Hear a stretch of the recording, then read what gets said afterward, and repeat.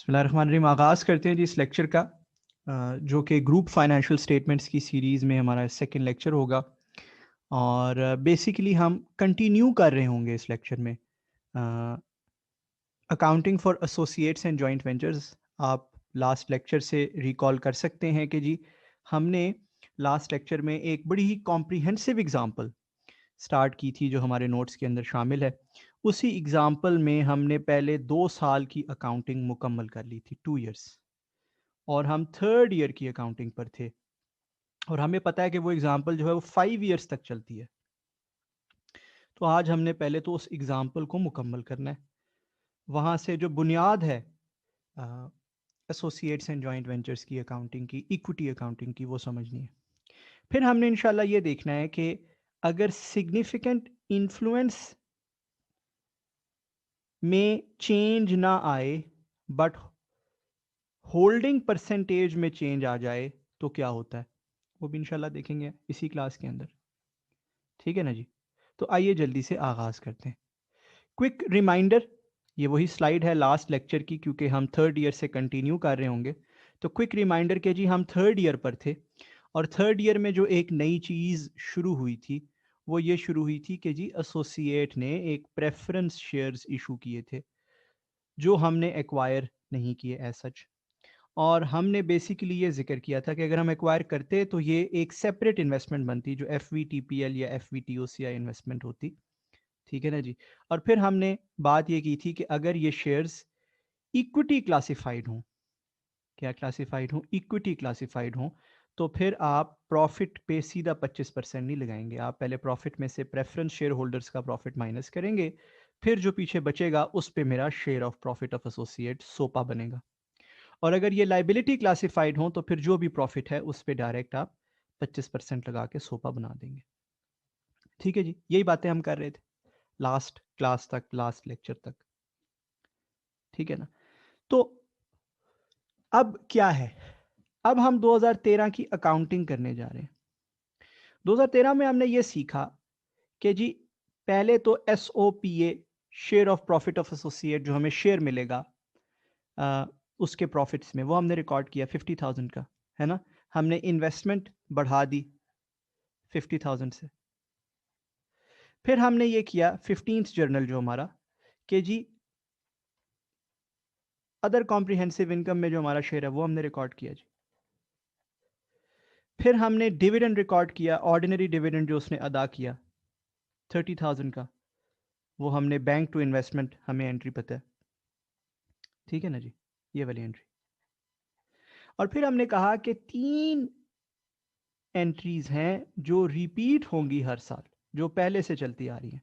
Journal number 4, journal number 7, journal number 13, जो हमने पिछले लेक्चर में सीखी थी, जो पिछले लेक्चर में हमने देखी थी। जर्नल नंबर 4 जो है ये है P&L टू इन्वेस्टमेंट। ये बुनियादी तौर पर जो इनिशियली आपको 50,000 का गेन आया था उसका रिवर्सल है। उस 50,000 का इनिशियली जो आपको 50,000 का गेन आया था, ऐसे ही है ना, गेन आपको शुरू में आया था, ये उसका रिवर्सल। ठीक है जी। फिर जो नेक्स्ट जर्नल है, जो नेक्स्ट एंट्री है, ऑलराइट, जो सेकंड जर्नल था, वो जो 7th नंबर जर्नल हमारा, वो बुनियादी तौर पे जो हमने उसको PP बेचा था एट अ गेन, वो उसका रिवर्सल था। ऐसे ही इन्वेस्टमेंट टू P&L, उसका रिवर्सल था, है ना। और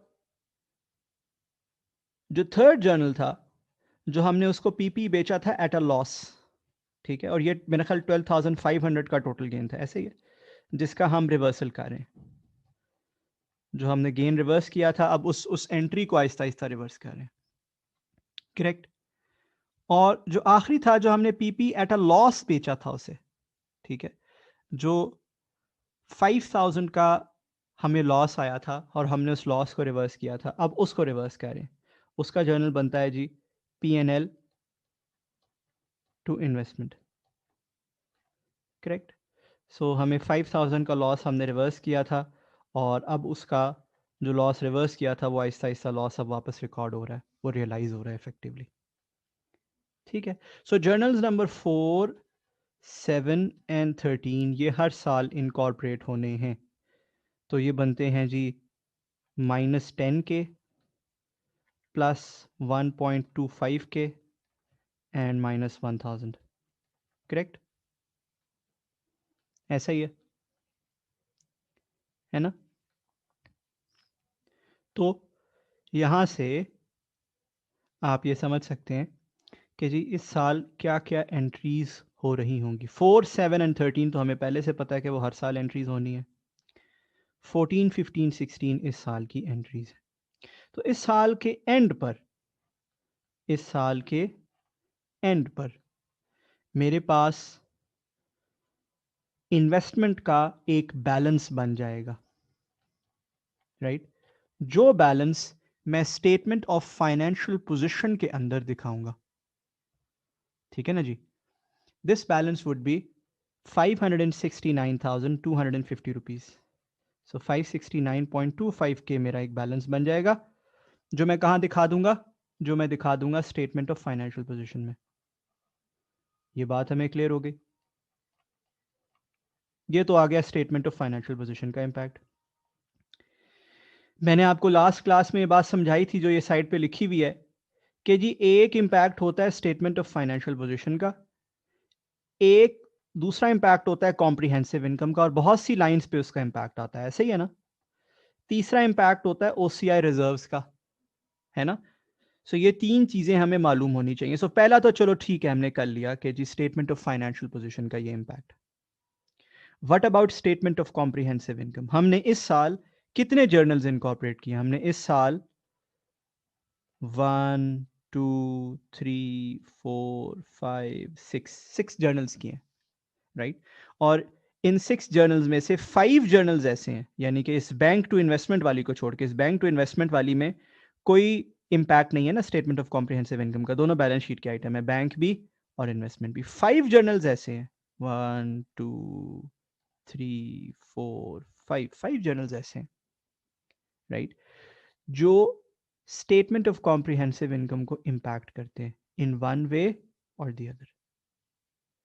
ठीक है।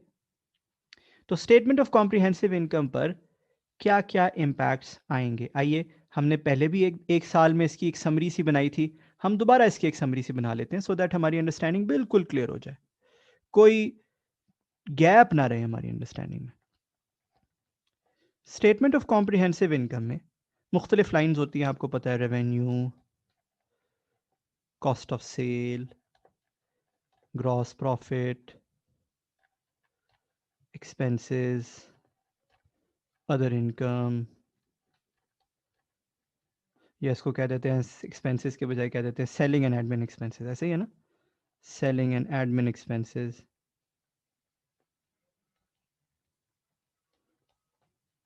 राइट? फिर अदर इनकम, अदर एक्सपेंस, फिर share of profit of associate, share of profit of associate या जॉइंट वेंचर, अगर जॉइंट वेंचर होता तो जॉइंट वेंचर लिखते। फिर profit before tax, tax, profit after tax, ऐसे ही है ना? ये आपकी सारी लाइंस होती हैं ऑफ पीएनएल, और पीएनएल के बाद नीचे जो है वो अदर कॉम्प्रिहेंसिव इनकम बनाया जाएगा, और अदर कॉम्प्रिहेंसिव इनकम में आपका एक ही ओसीआई आइटम है, which is OCI related to associates. मैं ए लिख रहा हूँ, आप पूरा एसोसिएट्स लिखिएगा, और फिर टोटल कॉम्प्रिहेंसिव इनकम बना दी जाएगी, ऐसे ही है ना? This is how your other comprehensive income is. अब मुझे पता होना चाहिए कि यार ये जो मेरे 6 लाइनें हैं, ये जो 6 एंट्रीज है, मेरी हर लाइन, हर एंट्री किस लाइन को मुतासिर करती है। बहुत सादी चीज़ है, कोई मुश्किल चीज़ नहीं है, हमने ऑलरेडी पढ़ा हुआ है ये बात, राइट? हमने ये पढ़ा हुआ है कि ये जो ये वाला 7th जर्नल था, ये रिलेट करता था पेरेंट ने पीपी बेचा था और अदर इनकम में रिकॉर्ड किया था, ऐसे ही है? उसका गेन कहां रिकॉर्ड किया था पेरेंट ने? अदर इनकम में। तो इसमें आने वाली जितनी भी जर्नल्स हैं वो सारी अदर इनकम को इफेक्ट करेंगी। इसी तरह हमने ये भी बात की थी कि ये जो ये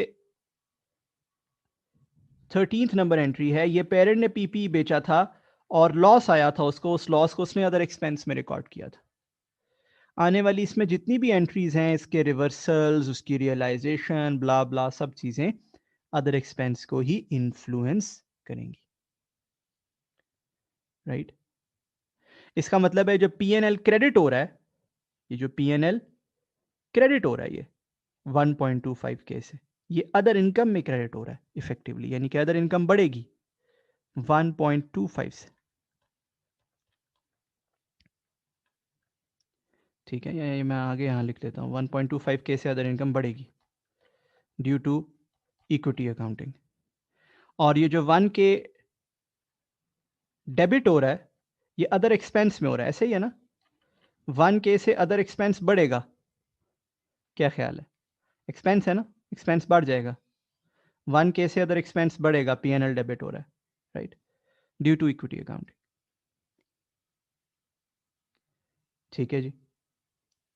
फिर ये जो 50,000 का क्रेडिट है ये वाला, और ये जो ये वाली एंट्री है 10,000 का रिवर्सल है, ये 10,000 एंट्री है, ये दोनों एंट्रीज रिकॉर्ड होंगी एसओपीए में। हमने लास्ट टाइम भी ये डिस्कस की थी, बात बड़ी डिटेल में लास्ट टाइम, और आप उसको रिकैप भी कर सकते हैं, अभी दोबारा भी सीख सकते हैं, कोई ऐसी बात नहीं। तो 50 माइनस 10 क्या होता है? Plus 50 minus 10 40। तो 10,000 का आपका एसओपीए नजर आएगा। और इसी तरह जो पीछे एक एंट्री बच जाती है वो ये आपका ये वाली ओसीआई, ओसीआई में आपका 15,000 नजर आएगा, राइट? गेन नजर आएगा 15,000 का। सो ये टोटल इन्फ्लुएंस है या इम्पैक्ट है आपकी इस इक्विटी अकाउंटिंग का on your statement of comprehensive income. I hope this is clear to all of you. ये कोई ऐसी मुश्किल साइंस नहीं है, ये कोई ऐसी रॉकेट साइंस नहीं है। फिर तीसरी जो चीज है वो है ओसीआई रिजर्व्स में एक्यूमुलेशन। ओसीआई रिजर्व्स में पहले साल कितना गया था? मेरा ख्याल है 10,000 गया था जी पहले साल, है ना? आपके पास सारे साल हैं, सारे सालों के जवाबात हैं आपके पास, और इस साल गया है 15,000। दूसरे साल भी मेरा ख्याल है 15,000 ही गया हुआ है, दूसरे साल आई थिंक 10,000 गया हुआ है, ठीक है ना? सो 10, 10 और 15, इसका मतलब है ओसीआई रिजर्व्स में अभी तक कितने पैसे पड़े हुए हैं? 35,000, ठीक है जी। ये भी आसान है। तो हमें पता चल गया वो तीन चीज़ें जो मैंने आपसे कही कि यार स्टेटमेंट ऑफ कॉम्प्रिहेंसिव इनकम पर इस इक्विटी अकाउंटिंग का क्या इफेक्ट है, फाइनेंशियल पोजीशन पर क्या इफेक्ट है, वो पिछली स्लाइड पे देख लिया था, ओसीआई रिजर्व्स पे क्या इफेक्ट है आपके सामने। It's quite straight forward, it's easy. क्या ख्याल है? यहाँ पर इसको 1 मिनट के लिए पॉज कीजिए और ज़रा तसल्ली से देखिए। ऑलराइट जी, आई एक्सपेक्ट एंड होप आप सब ने इसको तसल्ली से देखा है। अब एक छोटी सी चीज़ हम डिस्कस कर लेते हैं, और वो प्रेफरेंस शेयर्स के ही कॉन्टेक्स्ट में है। याद रखिए प्रेफरेंस शेयर्स की दो एग्जाम तो हमने पढ़ी गई है, इक्विटी क्लासिफाइड या लाइबिलिटी क्लासिफाइड हो सकते हैं, राइट? उसके अलावा भी कुछ इकसाम होती हैं, उसके अलावा भी कुछ इकसाम होती हैं, जैसे प्रेफरेंस शेयर्स जो हैं वो पार्टिसिपेटिंग या नॉन पार्टिसिपेटिंग होते हैं।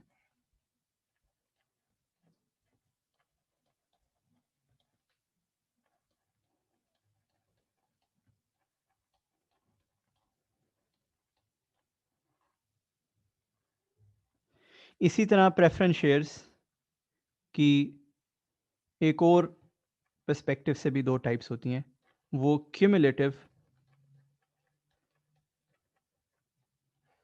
या नॉन क्यूमुलेटिव होते हैं। अब इन टाइप्स का मतलब क्या है और इसका हमारे सवाल पे इम्पैक्ट क्या हो सकता है वो डिस्कस कर लेते हैं। कोई ऐसी बड़ी चीज़ नहीं। पार्टिसिपेटिंग प्रेफरेंस शेयर्स याद रखिएगा वो होते हैं जिनका जो डिविडेंड है वो प्रॉफिट के अंदर से कंप्यूट किया जाता है। फॉर एग्जांपल प्रॉफिट का 30% इनको मिलेगा। तो उस केस में ऐसा होता है कि अगर आपके पास 250,000 का प्रॉफिट है तो पहले 250,000 का 30% विच इज 75% वो इनको मिलेगा, बाकी ऑर्डिनरी शेयर्स वालों को मिल सकता है। बात समझ आ रही है? यानी कि इनका जो डिविडेंड कंप्यूट किया जाता है वो प्रॉफिट के परसेंटेज के तौर पर कंप्यूट किया जाता है। कोई ऐसी मुश्किल चीज सुना हुई? इसी तरह जो नॉन पार्टिसिपेटिंग होते हैं उनका जो डिविडेंड कंप्यूट किया जाता है वो यूजुअली फेस वैल्यू से मल्टीप्लाई करके किया जाता है। जैसे हमारे केस में फेस वैल्यू का 10% डिविडेंड दिया गया है, ऐसे ही 500,000 का 10% डिविडेंड दिया गया है, आपने देखा होगा हमारे सवाल में। ठीक है, तो इस केस में ये नॉन पार्टिसिपेटिंग प्रेफरेंस शेयर्स। ठीक है, बेसिकली पार्टिसिपेटिंग या नॉन पार्टिसिपेटिंग का ताल्लुक सिर्फ डिविडेंड की कंप्यूटेशन से है और किसी चीज से नहीं। भाई अकाउंटिंग को किसी तरह मुतासिर नहीं करता। बात सिर्फ ये है कि जो 50,000 हमने कंप्यूट किया था वो कंप्यूट कैसे हुआ, क्या वो सिंपल फेस वैल्यू से मल्टीप्लाई करके हुआ या वो प्रॉफिट आफ्टर टैक्स से की एक परसेंटेज लेके हुआ। बात समझ रहे? Not a big deal. अच्छा, कुछ प्रेफरेंस शेयर्स प्रैक्टिस में ऐसे भी होते हैं कि कहा जाता है कि जी 20% ऑफ प्रॉफिट भी दिया जाएगा उस पर, प्लस 5% ऑफ फेस वैल्यू भी दिया जाएगा। तो आपने घबरा नहीं जाना, आपने कहना ठीक है कंप्यूट कर लेते हैं, 5% ऑफ फेस वैल्यू निकाल लेते हैं, 20% ऑफ प्रॉफिट निकाल लेते हैं और जो बनता है वो दे देंगे। ठीक। आमतौर पर प्रेफरेंस शेयर होल्डर सिर्फ प्रॉफिट का ही शेयर लेते हैं, यानी कि अगर लॉस हो जाए, से लॉस हो जाए तो उसका 20% उनसे लिया जाएगा। फिर ऐसे ही होगा ना अगर प्रॉफिट में दिया जाएगा तो फिर लॉस का तो परसेंटेज उनसे रिसीव किया जाएगा, उनसे लिया जाएगा, पैसे मांगे जाएंगे। ऐसा नहीं होता आमतौर पर। आमतौर पर सिर्फ प्रॉफिट के हिस्सेदार होते हैं। ठीक है जी। बहरहाल ये आपके एग्जामिनर का काम है आपको बताना कि जी प्रेफरेंस डिविडेंड कंप्यूट कैसे करना है, उनका स्टेक इन प्रॉफिट्स कंप्यूट कैसे करना है, क्या ये प्रॉफिट से मल्टीप्लाई करके करना है, क्या ये फेस वैल्यू से मल्टीप्लाई करके करना है, क्या इसमें दोनों का इफेक्ट शामिल है या नहीं। ठीक है, मेरा ख्याल है it's quite easy, it's straight forward. कोई ऐसी बड़ी चीज़ नहीं है, आप बड़े आसानी से कंप्यूट कर सकते हैं। ठीक। फिर दूसरी चीज़ भी जो काफ़ी स्ट्रेट फॉरवर्ड है वो होता है क्यूमुलेटिव और non cumulative. Cumulative preference shares वो होते हैं जिन पर अगर आपने एक साल प्रॉफिट या रिटर्न नहीं दिया, फर्ज कीजिए आपने प्रॉफिट ही नहीं कमाया इस साल, तो आपने उनका जो 50,000 बनता था वो नहीं दिया, नहीं पे किया। ओके फाइन, अगले साल आपको डबल पे करना पड़ेगा, यानी कि पिछले साल का भी और इस साल का भी। बात समझ आ रही है? पिछले साल का 50,000 भी पे करो, इस साल का उसके ऑन टॉप पे करो। इसको कहते हैं क्यूमुलेटिव प्रेफरेंस शेयर्स। यानी कि अगर आपने एक साल डिविडेंड नहीं दिया तो फिर अगले साल दुगना देना पड़ेगा। जबकि नॉन क्यूमुलेटिव में ऐसा नहीं है। अगर आपने किसी एक साल पे नहीं किया, ऑब्वियसली आप पे क्यों नहीं करेंगे, आपके पास प्रॉफिट नहीं होंगे। ठीक है ना, प्रॉफिट ही नहीं है तो आप नहीं पे कर पाएंगे। आपके पास प्रॉफिट नहीं था, आपने 50,000 नहीं पे किया, अगले साल आपको सिंगल डिविडेंड देना पड़ेगा, आपको डबल डिविडेंड नहीं देना पड़ेगा, बस अगले साल का ही दें। इसको बोलते हैं नॉन क्यूमुलेटिव। सो क्यूमुलेटिव में ये होता है कि आप जितने साल का भी डिविडेंड मिस करेंगे, चाहे 5 साल 6 साल 10 साल वट, आपको उन सारों का जब भी आप प्रॉफिट में जाते हैं एक्यूमुलेट करके डिविडेंड देना पड़ेगा। जबकि नॉन क्यूमुलेटिव में होता है कि आपको एक्यूमुलेट करके नहीं देना पड़ेगा। ठीक है, I hope this is clear as well. अब इसका हमारे सवाल पर इफेक्ट क्या आता है, सुन लीजिए। इसका हमारे सवाल पर इफेक्ट ये आता है, गौर से सुनिएगा मेरी बात। जैसे प्रॉफिट आफ्टर टैक्स का शेयर रिकॉर्ड किया जाता है ना, उसी तरह लॉस आफ्टर टैक्स का भी शेयर रिकॉर्ड किया जाता है। छोटी सी एक बात करता हूं, आई होप के आपको ये बात समझ आएगी। फर्ज कीजिए आपकी इन्वेस्टी कंपनी ने लॉस मेक किया। इन्वेस्टी ने क्या किया? लॉस किया। कितने का? फर्ज कर लीजिए 50,000 का, ठीक है। अब आप क्या करते हो, आप प्रॉफिट का 25% अपने पास रिकॉर्ड कर रहे थे शुरू से, क्या लॉस का भी 25% रिकॉर्ड किया जाएगा? स्टैंडर्ड कहता है बिल्कुल किया जाएगा, कहता है प्रॉफिट हो या लॉस हो उसका 25% रिकॉर्ड किया जाएगा, ठीक है। तो 50,000 का 25% बनता है क्या, 12,500। तो वो कहता है ये आप अपने पीएनएल में रिकॉर्ड करोगे। एंट्री क्या करोगे, आप एंट्री करोगे पीएनएल टू इन्वेस्टमेंट। देखो, आप जब प्रॉफिट रिकॉर्ड करते थे, प्रॉफिट का हिस्सा रिकॉर्ड करते थे, तो करते थे इन्वेस्टमेंट टू पीएनएल। तो जब लॉस का हिस्सा रिकॉर्ड करोगे तो उसका रिवर्स करोगे। क्या ख्याल है? स्टैंडर्ड कहता है बिल्कुल करना है, 100% करना है, ठीक है ना। पहली तो बात ये आपके जहनों में क्लियर होनी चाहिए कि वेदर इट इज प्रॉफिट और it is loss, whether it is a gain in OCI और it is a loss in OCI, whatever it is, उसका 25%, 30% जो भी आपका हिस्सा बनता है वो परसेंटेज आप अपने पास रिकॉर्ड करेंगे, वो तो करना ही करना है। अब बात करते हैं क्यूमुलेटिव नॉन क्यूमुलेटिव की तनाजुल में। इस ये मैंने क्यों आपको बताया, व्हाट सिग्निफिकेंस दिस में हैव। फर्ज कीजिए आपके क्लाइंट कह रहा हूं, आपकी इन्वेस्टी कंपनी जो है उसने इस साल लॉस मेक किया 50,000 का, ठीक है ना। अब उसके पास क्यूमुलेटिव प्रेफरेंस शेयर्स हैं जिसका प्रेफरेंस डिविडेंड बनता है 50,000 रुपीज। अब जाहिर है उसने इस साल प्रेफरेंस डिविडेंड अदा नहीं किया होगा। क्यों नहीं अदा किया होगा? इसलिए नहीं अदा किया होगा कि यार उसके पास तो प्रॉफिट है ही नहीं, वो बेचारा कहां से पैसे दे। क्या ख्याल है ना? जब प्रॉफिट ही नहीं है तो बेचारा पैसे कहां से दे। स्टैंडर्ड कहता है कोई बात नहीं, अगर उसने अदा नहीं भी किया, चूंकि ये क्यूमुलेटिव है, चूंकि ये माफ नहीं होना, चूंकि ये इस साल अदा नहीं किया तो अगले साल अदा करना पड़ेगा, आपने उसका इफेक्ट लेना है। यानी कि आपने क्या करना है, आपने कहना है असल में जो लॉस ऑर्डिनरी शेयर होल्डर्स का है, किनका? ऑर्डिनरी शेयर होल्डर्स का, वो है 1 लाख रुपए, वो 50,000 रुपए नहीं है। कोई मैथ समझ आ रही है? कैसे 1 लाख रुपए? 1 लाख ऐसे है कि यार 50,000 तो लॉस हुआ था, फिर 50,000 उनको भी देना है, तो हमें तो फिर 1 लाख की ठुक गई। और आपने इस 1 लाख का 25% अपने पास रिकॉर्ड करना है, यानी कि 25,000 रुपए का लॉस आप अपने पास रिकॉर्ड करेंगे। है ना इंटरेस्टिंग मैथ? इसका मतलब है कि अगर क्यूमुलेटिव प्रेफरेंस शेयर्स हो तो बेशक डिविडेंड अदा ना किया हो, मैं क्या अर्ज कर रहा हूं, बेशक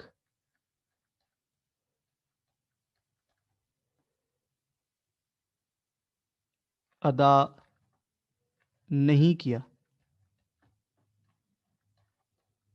नो वरीज, नो डिफरेंस, आप इसका इफेक्ट लेंगे। आप ऐसे समझेंगे एज इफ के हमने ये पे किया है, क्योंकि आज नहीं तो कल, कल नहीं तो परसों ये पे करना है। ये वजह, रीजन ये, लॉजिक ये। और अगर नॉन क्यूमुलेटिव हो ना, फर्ज कीजिए ये मिसाल नॉन क्यूमुलेटिव में कर लेते हैं। सो लॉस है 50,000 का, आप पता क्या करेंगे, आप 50 को 100 नहीं करेंगे, आप कहेंगे जी ठीक है इसी 50,000 का हम 25% ले लेते हैं और अपने पास 12,500 का लॉस रिकॉर्ड कर लेते हैं। क्यों भला? क्योंकि आप इस साल चूंकि डिविडेंड नहीं दे सके, इस साल चूंकि डिविडेंड नहीं दे सके, अगले साल पिछले साल का खमियाजा पूरा नहीं करना, कोई बात नहीं, नहीं दिया नहीं दिया, ठीक है। फर्क समझ आ रहा है क्यूमुलेटिव और नॉन क्यूमुलेटिव में? बड़ा मजेदार फर्क है ये, है ना। क्यूमुलेटिव में चूंकि अगले साल अदा करना ही करना है, इसलिए उसका इफेक्ट हम इसी साल ले लेंगे, नॉन क्यूमुलेटिव में नहीं लेंगे। तो समझ क्या आया? समझ ये आया कि नॉन क्यूमुलेटिव में अगर डिविडेंड पे ना किया गया हो, डिविडेंड नॉट पेड, अब इसकी दो सूरतें हो सकती हैं। या तो एक सूरत ये हो सकती है, गौर से मेरी बात सुन लीजिएगा, एक सूरत ये हो सकती है कि जी मुनाफा ही नहीं था, प्रॉफिट ही नहीं था। दूसरी सूरत ये हो सकती है कि एग्जामिनर खुद लिखते, नहीं किया जी पे, हालांकि मुनाफा था, एग्जामिनर लिखते, ठीक है, या तो प्रॉफिट नहीं था या एग्जामिनर लिखते, ठीक है ना। एग्जामिनर लिख दे तो उसकी रिस्पेक्ट करनी है, आपने उसको ये नहीं कहना कि यार तुम्हें नहीं पता कि अगर मुनाफा हो तो उनको देना legally is mandatory for us, मतलब उसकी लॉ की सेंस को चैलेंज नहीं करना, बेशक उसकी लॉ की सेंस गलत हो। But if the examiner says, or there is no profit and dividend is not paid, then in non-cumulative, you will not take the effect of dividend. You will not take the effect of dividend. Okay. I hope this one is clear as well. Again, here you can pause for a minute and please review this, digest this in your brains. चलिए जी, आगे बढ़ते हैं फिर यहां से। अब हम आते हैं फोर्थ ईयर पर। तो थर्ड ईयर तक हमें मालूम है कि हमारी स्टेटमेंट ऑफ फाइनेंशियल पोजीशन में क्या आया है, कॉम्प्रिहेंसिव इनकम में क्या आया है, और ओसीआई रिजर्व्स में कितनी अमाउंट पड़ी है, सब पता है, हमारे जहनों में है, ठीक। फिर हमें यह भी मालूम है, गौर से सुन लीजिएगा, हमें यह भी मालूम है कि जी इस एंटिटी ने कुछ प्रेफरेंस शेयर्स भी इशू किए हुए, और कुछ जर्नल्स हैं हमारे जो रेपिटेटिव जर्नल्स, जिसमें हमारा जर्नल नंबर 4, 7, 13 ये हर साल रिपीट हो रहे हैं, राइट। आइए फोर्थ ईयर पढ़ लेते हैं। फोर्थ ईयर में कहा गया है कि जी for the year ended 31 December 2014 profit after tax जो उसने मेक किया वो 2,10,000 था।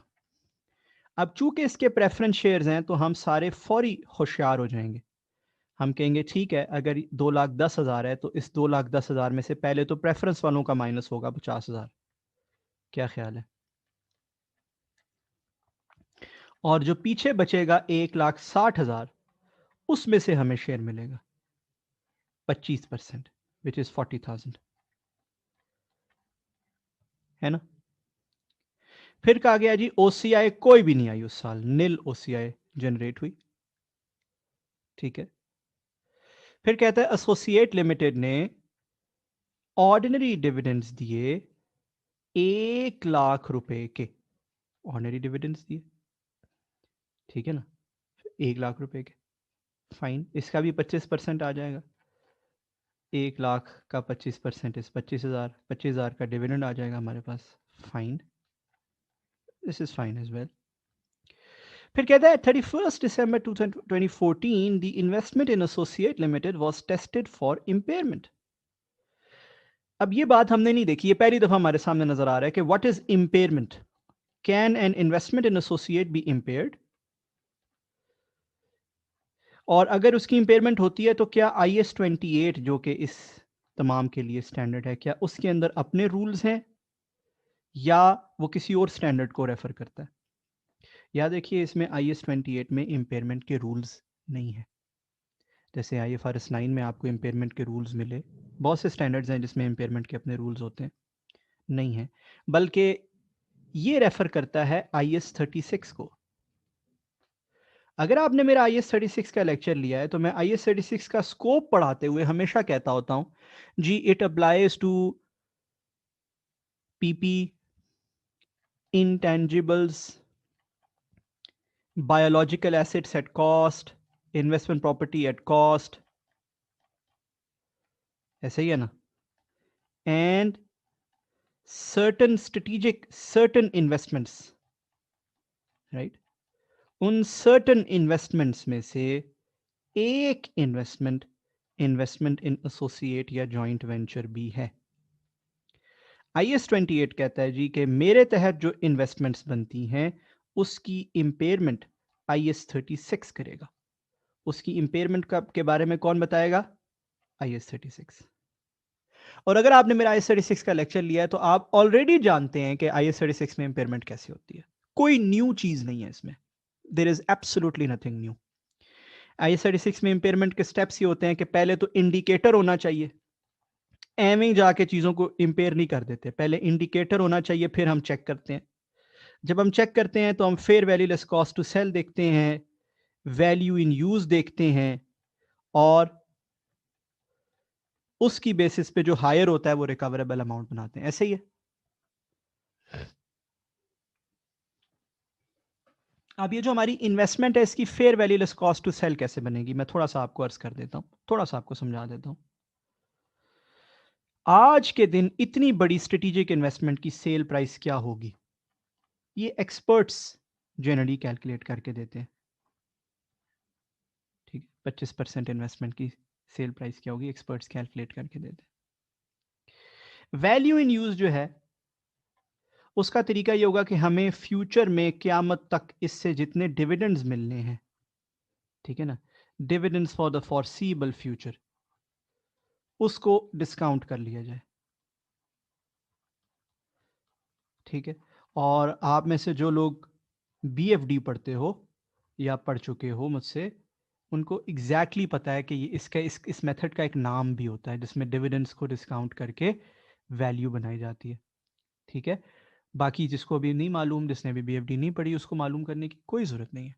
ठीक है, बस डिविडेंड्स को डिस्काउंट करके वैल्यू इन यूज बना ली जाएगी, और fair value less cost to sell would be the sale price. Generally ये एक्सपर्ट्स कैलकुलेट करके देते हैं। ठीक है जी, कहता है जी हमने कैलकुलेट की और इसकी रिकवरेबल अमाउंट आई 4 लाख रुपए, यानी कि काफ़ी कम आई। हमारी 5,69,000 की इन्वेस्टमेंट थी पिछले साल, इस साल भी इतनी होगी, 550 560 तक होगी शायद। तो कहता है वो सिर्फ 400,000 रुपीज आई, यानी कि काफ़ी सारी हमारी इन्वेस्टमेंट इम्पेयर हो चुकी है। ठीक है जी, ये टोटल स्टोरी है इस साल की। मेरा ख्याल है कोई ख़ास मुश्किल स्टोरी लाइन नहीं है इस ईयर की। ठीक है, सो आइए 2014 की स्टोरी लाइन को भी चेक कर लेते हैं कि 2014 या फोर्थ ईयर में हम क्या अकाउंटिंग करेंगे। कुछ चीज़ें आसान है, वो मैं पहले इनकॉर्पोरेट कर लेता हूँ। जैसे मेरी ओपनिंग वैल्यू जो है रुपीज़ इन थाउजेंड्स, वो बनेगी 569.25। फिर मेरा जर्नल नंबर 4713, हम सबको अब तो ये याद ही हो गए हैं जर्नल्स ये वाले ना। 4 PNL टू इन्वेस्टमेंट, ऐसा ही है 10,000 से, और ये इफेक्ट करता है एसओपीए को। पीएनएल में किस लाइन को इफेक्ट करता है, एसओपीए को। 7th इन्वेस्टमेंट टू पीएनएल,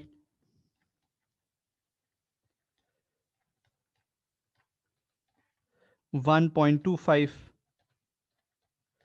और ये पीएनएल में किस लाइन को इफेक्ट करता है, अदर इनकम को, मालूम है हमें। 13th पीएनएल टू इन्वेस्टमेंट, और ये पीएनएल में किस लाइन को इन्फ्लुएंस करता है, इफेक्ट करता है, ये 1000 से था, ये अदर एक्सपेंस को करता है। तो हमें अल्लाह का शुक्र है ये तीनों जर्नल्स इतनी दफ़ा हमने रिपीट किए हैं कि अब हमें एग्जैक्टली ये समझ आ गए। राइट, सो ये 10,000 नेगेटिव का जर्नल है, फिर 1.25,000 पॉजिटिव का जर्नल, और फिर 1,000 नेगेटिव का जर्नल। ये तो हो गए 4, 7 और 13 हमारे जर्नल्स, जो पुराने जर्नल्स चलते आ रहे हैं। अब हम न्यू जर्नल्स इनकॉर्पोरेट कर लेते हैं। उसके लिए ज़रा नंबरिंग देख लेते हैं कि हमने लास्ट कहाँ तक नंबरिंग की है, 16th तक की है। तो अब हम 17th नंबर जर्नल जो है इसका इनकॉर्पोरेट करते हैं।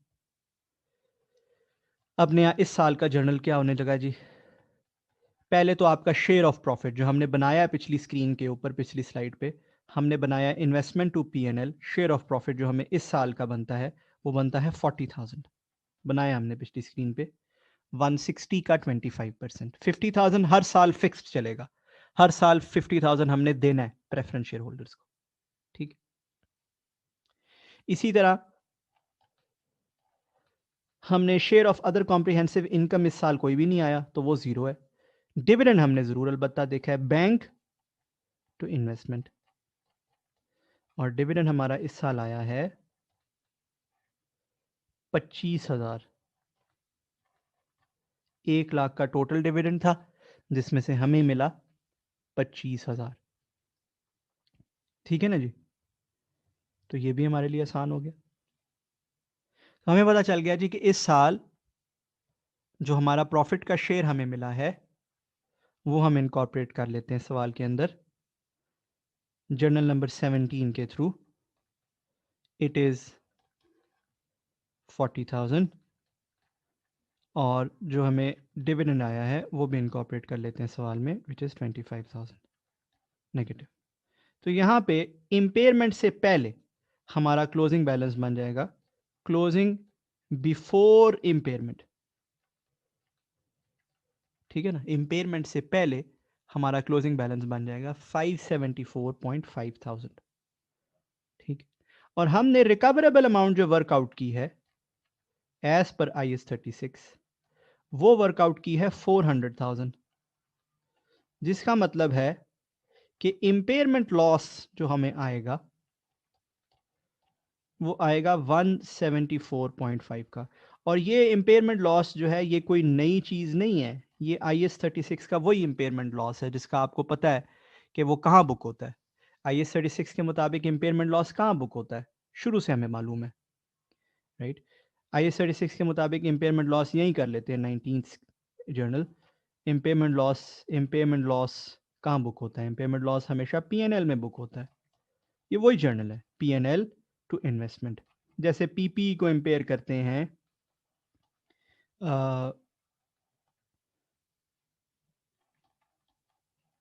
इंटेंजिबल्स को इम्पेयर करते हैं, ठीक है ना? उसी तरह यहाँ पे होता है। तो ये जो इम्पेयरमेंट लॉस है ये P&L में अलग से नजर आएगा। ठीक है, आपको पता है इम्पेयरमेंट लॉस को P&L में वैसे भी अलग ही दिखाया जाता है, राइट? P&L के चाहे फेस पे दिखाएं चाहे नोट्स में दिखाएं, वो फेस पे दिखाने की कोई रिक्वायरमेंट नहीं है स्टैंडर्ड में, ये पता होना चाहिए, बट अलग दिखाते हैं चाहे फेस पे चाहे नोट्स में,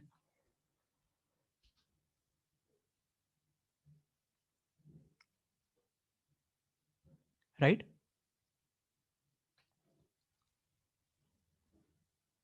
तो मालूम ये हुआ कि जी जो मेरे स्टेटमेंट ऑफ फाइनेंशियल पोजीशन में बैलेंस जाना होता है, जो मेरी पहली चीज होती है, वो जाएगा 400। वो हो गया 400। जो मेरी स्टेटमेंट ऑफ कॉम्प्रिहेंसिव इनकम पर इफेक्ट आना है, जो मेरी दूसरी चीज है, उसमें ये पहली एंट्री SOPA को मुतासिर करती है, फिर ये अदर इनकम को मुतासिर करती है, ये अदर एक्सपेंस को मुतासिर करती है। ये जो एंट्री है इन्वेस्टमेंट टू P&L, ये कहां जाती है? SOPA में। ऐसे ही है ना? ये तो है ही शेयर, इसका तो नाम ही ये होना चाहिए, SOPA में जाती है। इस एंट्री का P&L से कोई ताल्लुक नहीं है, इसमें तो P&L है ही नहीं, बैंक टू इन्वेस्टमेंट है। और ये जो आखिरी एंट्री है ये तो वैसे ही इम्पेयरमेंट लॉस है। इम्पेयरमेंट लॉस तो हमें पता है P&L में अलग दिखाना है, चाहे फेस पे चाहे नोट्स में। ठीक, तो हमें कहने का मकसद ये है कि हमें इस के स्टेटमेंट ऑफ कॉम्प्रिहेंसिव इनकम के जो इफेक्ट्स हैं वो भी नजर आ गए इसी स्क्रीन पर। ऐसा है या नहीं? और OCI रिजर्व वही रहेगा जो पिछले साल के एंड पे बैलेंस था, उसमें फर्क नहीं पड़ेगा, बिकॉज इस साल तो कोई OCI आया ही नहीं। क्या ख्याल है ना? इसका मतलब है कि OCI, statement of comprehensive income and statement of financial position, तमाम चीज़ें हमें इसी स्क्रीन के ऊपर यहाँ पर नज़र आ गई। इसको 1 मिनट पॉज करके तसल्ली से देख लीजिए। अरे जी, आई होप आप सबने इसको देख लिया और आई होप आप सबको ये बड़ा क्लियर है ये सारी चीज़। और ये भी क्लियर होना चाहिए कि जो इम्पेयरमेंट लॉस है, मैंने बार बार अर्ज़ की है कि ये कोई नई चीज़ नहीं है, वही है जो IAS 36 में हमने देखा है। और IAS 36 में इम्पेयरमेंट लॉस को या तो आप P&L के फेस पे दिखा देते थे एज इम्पेयरमेंट लॉस, या तो आप ऐसे कर लो, या आप उसको नोट्स में डाल दो, आप इसको अदर एक्सपेंसेस में, अदर लॉसेस में डाल दो और नोट्स में दिखा दो अदर लॉसेस के ब्रेकअप में कि जी ये इम्पेयरमेंट लॉस, जैसे मर्जी कर लो। ठीक, both are allowed, both are acceptable under the standard. ठीक, हम जनरली जब एग्जाम में कर रहे होते हैं तो हम उसको P&L के फेस पे डाल देते हैं, क्योंकि एग्जाम में तो हम नोट शोट्स को डिटेल नहीं बना रहे होते ना, राइट। ऑलराइट, सो आगे बढ़ते हैं। अब 5th ईयर में आते हैं, आखिरी साल है जी, और देखते हैं कि अब क्या होने जा रहा है। कहता है ये 5th ईयर है हमारी इस सवाल का, 31 दिसंबर 2015, 5th ईयर। कहता है profit after tax of associate limited was 450,000। अब आपको याद रखना है कि इस 450 में से प्रेफरेंस डिविडेंड भी देना है हमने, राइट। तो 450 में से 50 तो चला जाएगा प्रेफरेंस डिविडेंड, तो हमारे लिए क्या बचेगा 400, और उसका 25% हम लेंगे तो हमें मिलेगा कितना 100,000। आई होप दिस इज क्लियर। इसी तरह कहता है OCI जो है वो 100,000 था, तो OCI में से 100,000 का 25% हमें मिल जाएगा, विच इज 25,000। फिर कहता है एसोसिएट ने ऑर्डिनरी डिविडेंड्स डिक्लेयर किए 1 लाख रुपए के, तो 1 लाख रुपए के डिविडेंड का 25% होता है 25,000, वो डिविडेंड हमें मिल जाएगा 25,000। फिर कहता है at 31 December 2015 parent limited disposed of 80% of its interest in associate limited, that is 20% of associate limited shares। यानी कि पेरेंट लिमिटेड के पास टोटल इंटरेस्ट था 25%, उसमें से उसने कितना बेच दिया 20% सेल कर दिया, तो उसने कितना कीप कर लिया 5% कीप कर लिया। ऐसे ही है ना। इसका मतलब क्या है, इसका मतलब है कि हमने तमाम कॉन्सेप्ट्स बाकी तो चलो देख ही लिए, अब हम एक और कॉन्सेप्ट की जानिब बढ़ रहे हैं, which is what happens if you sell an associate. ठीक है, ऐसे ही है ना। सबसे पहली चीज, इस ट्रांजैक्शन का मतलब क्या है। क्या हमने 80% एसोसिएट बेचा है और 20% एसोसिएट रख लिया, या एसोसिएट सेल हो गया। इसका मतलब क्या है। सबसे पहला सवाल जो बच्चों ने जिसका जवाब देना होता है उसका मतलब देखना होता है। इसका मतलब है एसोसिएट सेल हो गया। This is the right interpretation. ये ऐसे ही है कि अगर मेरे पास गाड़ी है और मैं गाड़ी में सिर्फ टायर रिटेन कर लेता हूँ, बाकी गाड़ी बेच देता हूँ, तो मैं ये नहीं कह सकता कि यार 10% गाड़ी तो मेरे पास ही है। मैं कहूंगा भाई टायर है, गाड़ी तो बेच दी है, right. Because what is left is an entirely different thing. ये जो 5% आपने कीप किया है ना, it is an entirely different thing. You can not call it is part of my associate, no, it is a simple investment. I hope आप सब ने IFRS 9 देखा है। मेरे इस लेक्चर्स के सीक्वेंस में IFRS 9 लिया है, right. So it is a simple investment, और सिंपल इन्वेस्टमेंट अगर नहीं भी लिया अभी तक IFRS 9 फॉर एग्जांपल, तो simple investment is accounted for under IFRS 9। It is not an associate, it is not a subsidiary, it is not a joint venture or joint operation or whatever, right? इसका मतलब है what has happened, two things have happened in this one transaction, two things have happened। और से सुनिएगा मेरी बात। Two things, the first thing is we have sold associate, this is the first thing। The second thing is we have, this sale has given rise to a new investment, a new asset in our books। This is a new asset, a fresh new asset। आप ये नहीं कह सकते कि ये पुराने asset का हिस्सा है, no, you can not call it, it's a fresh new asset in your books. I hope ये बात समझ आई। दो अलग अलग कॉन्सिक्वेंसेज हुए हैं इस एक सेल ट्रांजैक्शन के। The associate is sold and a fresh new asset, a simple investment under IFRS 9 is created in your books। इस को भी डाइजेस्ट करने के लिए I am giving you a minute. आप पॉज कीजिए तसल्ली से, इसको 1 मिनट ज़रा देखिए और फिर हम आगे बढ़ते हैं।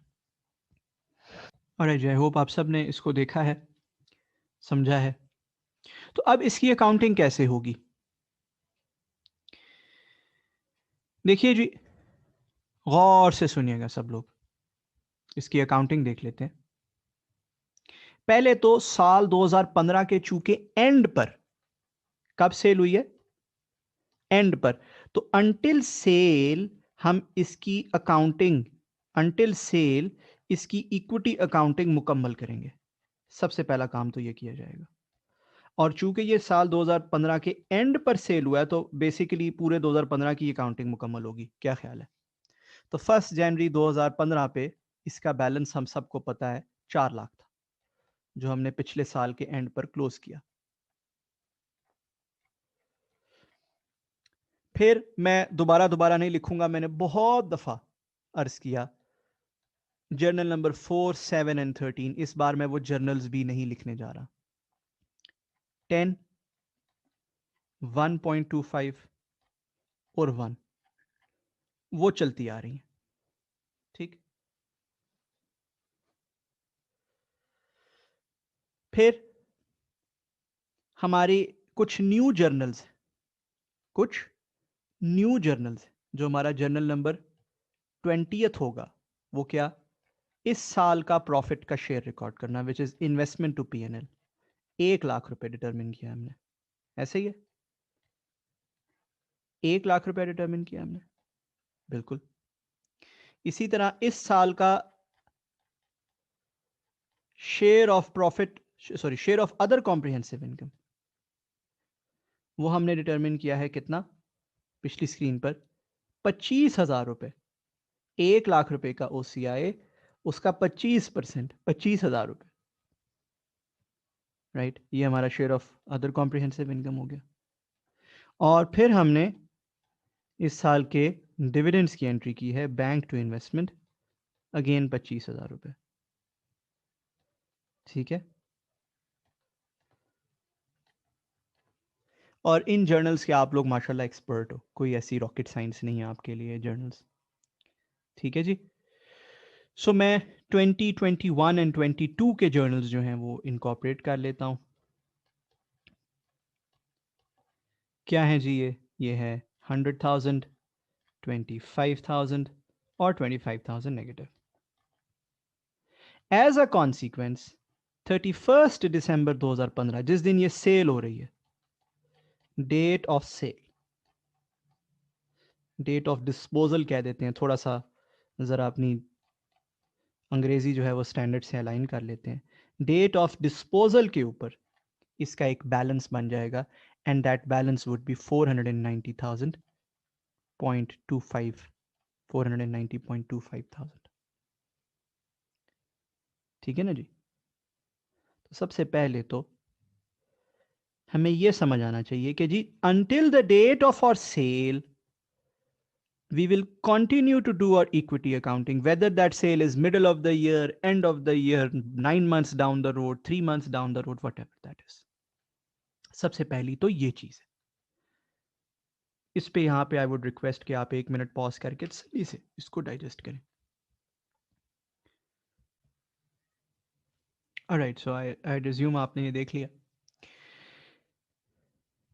तो मेरे बैलेंस शीट में इसकी जो वैल्यू बनती है as of the date of sale वो 4,90,000 है। पहली तो चीज मैंने ये देख ली। फिर मुझे मालूम है कि दूसरी चीज जो मैंने बनानी होती है वो यार, what is the effect on the statement of comprehensive income. अब अगेन मैं अज्यूम करता हूं कि आप लोग सब माशाल्लाह उसके एक्सपर्ट्स हैं। ठीक है ना। जैसे आपको मालूम है ऑलरेडी कि जी ये जो 1.25,000 है, ये अदर इनकम को इन्फ्लुएंस करता है, ये अदर इनकम को बढ़ाता था, है ना। इसी तरह जो 1,000 नेगेटिव की एंट्री थी वो अदर एक्सपेंस को इन्फ्लुएंस करती थी, वो अदर एक्सपेंस को बढ़ाती थी, है ना। फिर आपको ये भी पता है, चलो ये दो तो हमने देख लिए। फिर आपको ये भी पता है कि जो 10,000 नेगेटिव की एंट्री थी, ये वाली, ये जो 10,000 नेगेटिव की एंट्री थी, ये एसओपीए में जा रही थी। इसी तरह ये जो 100,000 है ये भी एसओपीए में जाता है, जो ये जो 100,000 ये वाला है, दिस वन। तो एसओपीए आपका इस साल का आ गया 90,000। ठीक है ना, +100 -10, 90,000।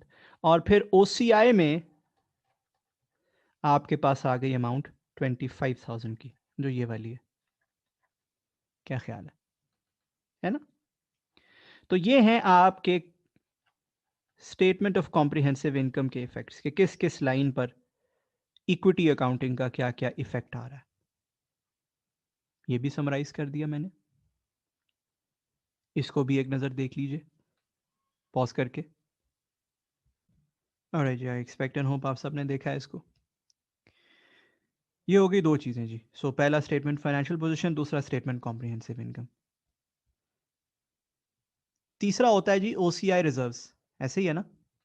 तीसरा क्या है, ओसीआई रिजर्व्स के। ओसीआई रिजर्व्स में अब क्या बैलेंस पड़ा है, ओसीआई रिजर्व्स में पिछले साल के एंड तक 35,000 पड़ा था और हमने 25,000 उसमें और डाल दिया, तो अब वहां कितना बैलेंस पड़ा है हमारे पास, 60,000, है ना। सो हमारे पास पता चल गया हमें अल्हम्दुलिल्लाह कि स्टेटमेंट ऑफ फाइनेंशियल पोजीशन पे क्या इफेक्ट आया, कॉम्प्रिहेंसिव इनकम पे क्या, और ओसीआई रिजर्व्स में क्या बैलेंस। ठीक है, अब हम रेडी हैं, तैयार हैं कि हम इसके डिस्पोजल का जर्नल करें। डिस्पोजल का जर्नल क्या करना है देख लीजिएगा जरा। डिस्पोजल को पढ़ते हैं। लिखा है कि उसने 80% इन्वेस्टमेंट सेल की, यानी कि 20% शेयर्स उसके सेल किए, कितने के, 4 लाख रुपए के। उसको कितने पैसे मिले, 4 लाख रुपए मिले। कहते थे fair value of the interest retained was 80,000, यानी कि फेयर वैल्यू जो पीछे बच गया इन्वेस्टमेंट उसकी 80,000 रुपए, यानी कि किसकी 80,000 कह रहा है, ये इस सिंपल इन्वेस्टमेंट की, इसकी 80,000 रुपए। और हम सबको मालूम है कि IFRS 9 के मुताबिक इस सिंपल इन्वेस्टमेंट को, चाहे FVTPL हो चाहे FVTOCI हो, जो भी हो, इसको इनिशियली रिकॉर्ड किया जाता है किस पे, इसकी डे वन पे रिकॉर्डिंग किस पे होती है, फेयर वैल्यू पे। इसीलिए हमेशा जब भी ये सिंपल इन्वेस्टमेंट पीछे बचेगी, इसकी फेयर वैल्यू दी होगी कि यार उस दिन इसकी फेयर वैल्यू क्या है, 80,000 रुपीज। ठीक है, फिर लिखा है, कहता है after the said disposal parent limited is no longer able to exercise significant influence over associate limited, which is clear, which is very clear। Generally parent limited associate limited पे कोई सिग्निफिकेंट इन्फ्लुएंस एक्सरसाइज नहीं कर पाएगा। क्या ख्याल, जब ये खत्म हो जाएगा तो नहीं कर पाएगा। तो आइए देखते हैं इसके अब जर्नल्स कैसे इनकॉर्पोरेट करने हैं। सबसे पहले मैं बैंक रिकॉर्ड करूंगा 4 लाख, क्योंकि वो मोस्ट ऑब्वियस चीज है, 4 लाख। फिर मैं एक इन्वेस्टमेंट डी रिकॉग्नाइज करूंगा, इन्वेस्टमेंट इन एसोसिएट, जिसका टाइटल है इन्वेस्टमेंट इन एसोसिएट। एक इन्वेस्टमेंट डी रिकॉग्नाइज करूंगा जो कि है 4,90,250 रुपए की, और एक इन्वेस्टमेंट रिकॉग्नाइज करूंगा। अब ये इन्वेस्टमेंट मेरी IFRS 9 वाली इन्वेस्टमेंट है। IFRS 9 के मुताबिक मैं फैसला करूंगा कि मैंने इसको FVTPL चलाना है या FVTOCI इक्विटी चलाना है, what ever, that is my call. ठीक, मैं अभी सिर्फ इसके नीचे लिख रहा हूँ IFRS 9। अब IFRS 9 में हमने ये सारी बातें पढ़ ली हैं, ठीक है ना, एंटिटी कब कॉल ले सकती है, इररिवोकेबल कॉल, और वो सारी चीजें, ठीक है ना। That is the entities choice. हमें इतना पता है कि ये इनिशियली अपनी फेयर वैल्यू पे नजर आएगी, ठीक है, इनिशियली फेयर वैल्यू पे नजर आएगी, विच इज 80,000 रुपीज। अब इसका मतलब क्या है, इसका मतलब है कि we have actually endured a loss of 10,250 rupees. This is a loss of 10,250 rupees। बात समझ आई। इस सेल पे हमें एक्चुअली एक लॉस आया है। जैसे किसी भी चीज को बेचने पर से गेन या लॉस आ सकता है। अगर यही आप 4 लाख के बजाय इसको 5 का बेच देते, फर्ज कीजिए 4 के बजाय कितने का बेच देते, 5 का बेच देते, तो गेन आ जाता। 4 का बेचा तो लॉस आ गया। किसी भी चीज को बेचो तो गेन लॉस आता है ना, दैट इज दिस लॉस, ये जो PNL में आया। आई होप ये बात आपको क्लियर है, ठीक है जी। याद रखिए जैसे ही ये डिस्पोजल करते हैं, वो जितने भी रिवर्सल्स चल रहे थे ना, वो रिवर्सल्स नहीं चल रहे थे हमारे, ठीक है, उसमें से कुछ का शायद टाइम पीरियड पूरा हो गया था, कुछ का पूरा नहीं हुआ था। पहला रिवर्सल 5 साल तक चलना था, उसका मेरे ख्याल टाइम पीरियड पूरा हो गया, ठीक है। दूसरा रिवर्सल 10 ईयर्स तक चलना था, उसका टाइम पीरियड भी पूरा नहीं हुआ। फिर एक रिवर्सल 5 साल तक चलना था, उसका टाइम पीरियड भी पूरा नहीं हुआ, ठीक है। जितने रिवर्सल्स चल रहे थे हमारे, जितने रिवर्सल्स चल रहे थे, वो सब अब इररेलेवेंट हो गए। वो सब क्या हो गए? इररेलेवेंट हो गए। अगले सालों में उनसे रिलेटेड कोई रिवर्सल नहीं किया जाएगा। क्यों भाई? इसलिए कि वो इन्वेस्टमेंट ही खत्म हो गई है, वो अकाउंटिंग ही खत्म हो गई है जिसके तहत वो सारा काम हो रहा था। वो सब रिवर्सल्स वन गो में, वो वन गो में एक्चुअली नेट बेसिस पर रियलाइज हो गए हैं। और उसकी नेट रियलाइजेशन का इंपैक्ट पता है कहां क्या है, कहां लिखा हुआ है? वो ये लिखा हुआ है, इसके अंदर उन सब रिवर्सल्स के नेट रियलाइजेशन का इंपैक्ट भी है, सेल का गेन लॉस भी है, सब कुछ है। तो वो तमाम रिवर्सल्स, चाहे वो खत्म हो गए होते, ना हुए होते, वट एवर, ठीक है, कुछ हो गए कुछ नहीं हुए, ना भी हुए होते, सारे चल रहे होते हैं reversals, they are all gone, they are all now become irrelevant, there will be no future impact, no future reversal. I hope this is clear.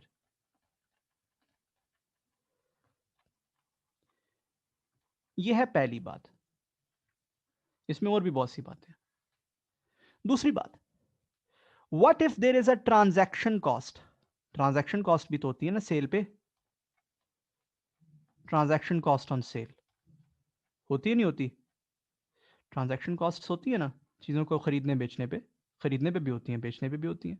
What if there is a transaction cost on sale? अगर हो तो क्या होता है?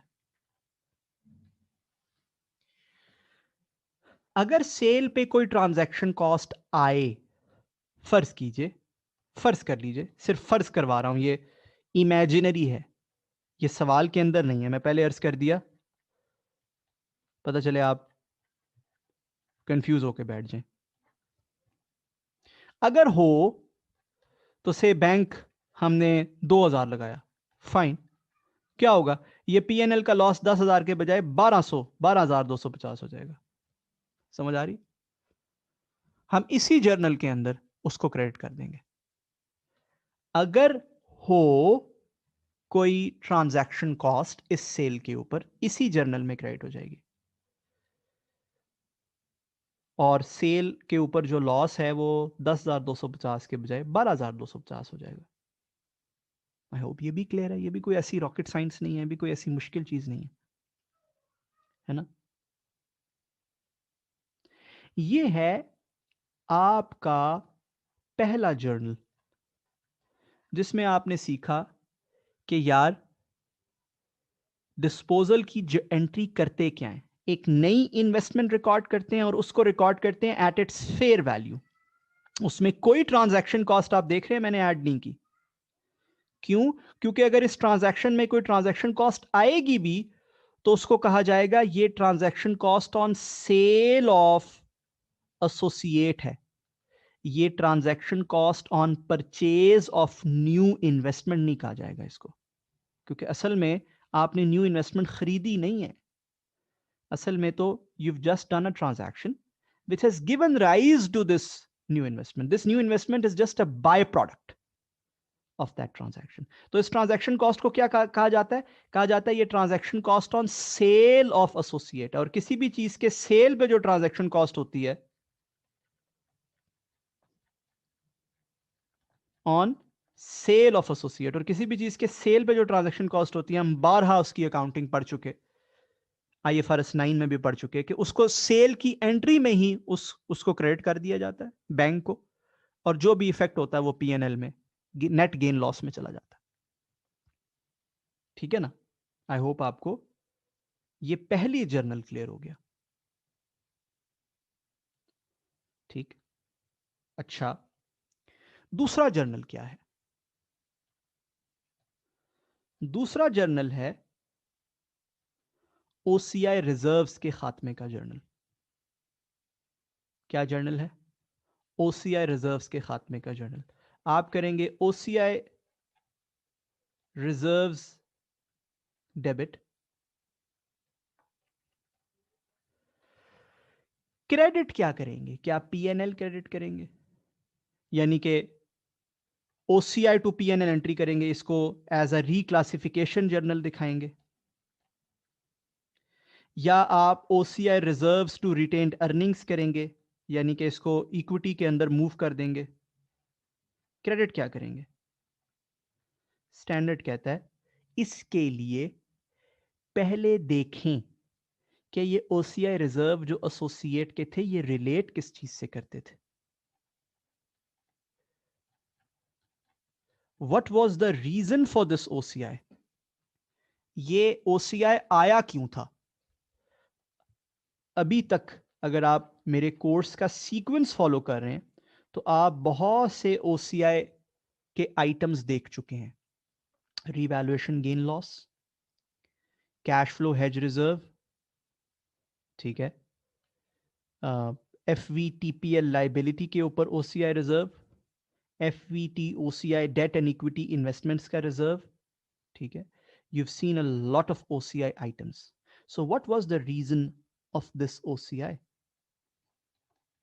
और आपने ये भी देखा है कि कुछ OCI जब खत्म होते हैं तो वो एज अ रीक्लासिफिकेशन एडजस्टमेंट ये एंट्री होती है OCI टू PNL, और कुछ OCI जब खत्म होते हैं तो उसकी एंट्री होती है OCI reserve to retained earnings. Reclassification नहीं होती, वो statement of changes in equity में जाके वो जर्नल होता है, जबकि ये वाला journal statement of comprehensive income में जाके होता है। ये पढ़ाया हुआ है मैंने आपको, राइट? अगर आप लेक्चर्स का सीक्वेंस फॉलो कर रहे हैं तो, ठीक है ना, बताया हुआ मैंने आपको। बहरहाल ये कोई मुश्किल चीज नहीं है। ये OCI reserve to OCI reserve very करता है, ठीक है। फर्ज कर लीजिए इस OCI रिजर्व का जब आपने रीजन डिटरमिन किया तो पता चला ये PPE था। ये क्या था? PPE था, और PPE के ऊपर रीवैल्यूएशन हो रही थी जिसका ये OCI रिजर्व था। तो रीवैल्यूएशन का जो OCI रिजर्व जब खत्म करना हो तो फिर इन दोनों में से कौन सी एंट्री की जाती है? क्या जर्नल नंबर 1 की जाती है, जर्नल नंबर 2? ये तो आपने सीक्वेंस में क्लासेस ना भी ली हो तब भी आपको पता चल जाएगा। क्या जर्नल नंबर 1 की जाती है, जर्नल नंबर 2? जर्नल नंबर 2 की जाती है जी। जब भी रीवैल्यूएशन के रिजर्व को खत्म करना हो तो जर्नल नंबर 2 की जाती है। तो आप क्या करेंगे? आप इसमें भी यही करेंगे, आप करेंगे OCI reserve to retained earning. अगर ये कोई और टाइप का रिजर्व होता, जैसे कैश फ्लो हेज रिजर्व होता, तो कैश फ्लो हेज रिजर्व के खात्मे के लिए जर्नल नंबर 1 किया जाता, OCI टू PNL। क्या ख्याल है? ऐसे ही है ना? तो आप अगर वो होता तो आप OCI टू PNL कर देते। बात समझ आ रही? इसका मतलब है इसमें कोई रट्टे का असूल नहीं है। असूल तो ये है कि आप ये देखिए what was the reason for this OCI, what type of OCI was it? Was it related to cash flow hedge reserve? Was it related to FVTOCI equity investment? Was it related to FVTOCI debt investment? Was it related to a revaluation gain or loss on PP? What was it? और आप उसके मुताबिक करते हैं, right? I hope this is very very clear for you. I hope आपको आज तक के तमाम रिजर्व्स की नेचर भी मालूम है। किस में हम ये जर्नल करते हैं, स्टेटमेंट ऑफ कॉम्प्रिहेंसिव इनकम वाला, और किस में हम ये जर्नल करते हैं, statement of changes in equity वाला। हर दफा हमने देखा है अल्हम्दुलिल्लाह, ठीक है ना जी। सो फर्ज कर लीजिए कि ये पीपी से रिलेटेड था, तो हम करेंगे OCI reserves to retained earnings 60,000। That is it, disposal हो गया जी एसोसिएट का। वंस अगेन यहाँ पे मैं थोड़ा सा ज़्यादा पॉज करने को आपको कहूँगा, ज़रा 5-1 मिनट इसको पॉज कीजिए और इसको डाइजेस्ट कीजिए। चलिए जी, आई होप आप सब ने इसको तसल्ली से देखा है, and I hope you are clear on this, ठीक है।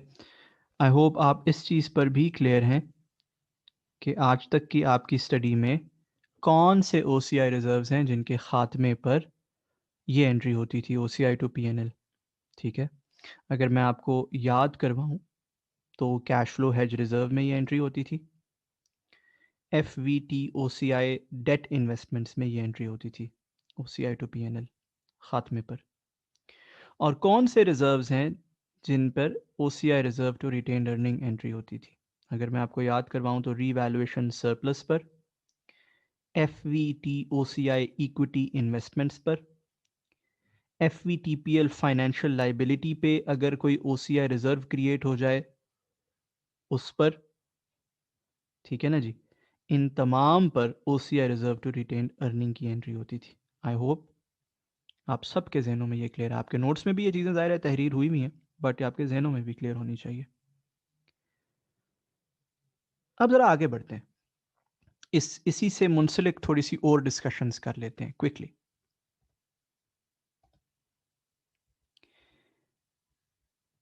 पहली डिस्कशन, वो डिस्कशन ये है कि अभी तो हमारे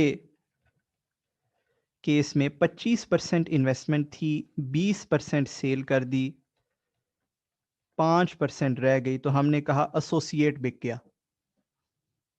ठीक है, डन। व्हाट इफ, क्या अर्ज करने जा रहा हूं मैं, व्हाट इफ ये यूं होता,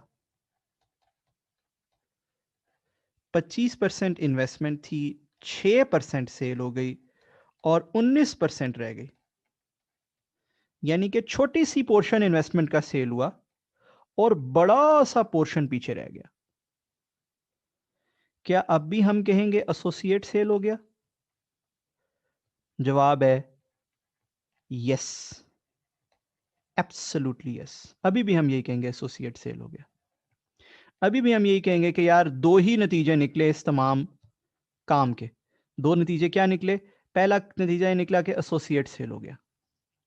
दूसरा नतीजा ये निकला कि जो पीछे बचा, जो लेफ्ट ओवर है, वो एक सिंपल इन्वेस्टमेंट है। क्योंकि अगर आपका सिग्निफिकेंट इन्फ्लुएंस लूज हो जाए ना, तो जो पीछे बचा है वो एक सिंपल इन्वेस्टमेंट है, IFRS 9 वाली। चाहे वो 5% हो, चाहे वो 19% हो, चाहे वो 15% हो, चाहे वो 10% हो, वट एवर। बात समझ आई? इस सेल की भी वही एंट्रीज करते जो अभी हमने पिछली स्क्रीन पर दो की हैं, same to same.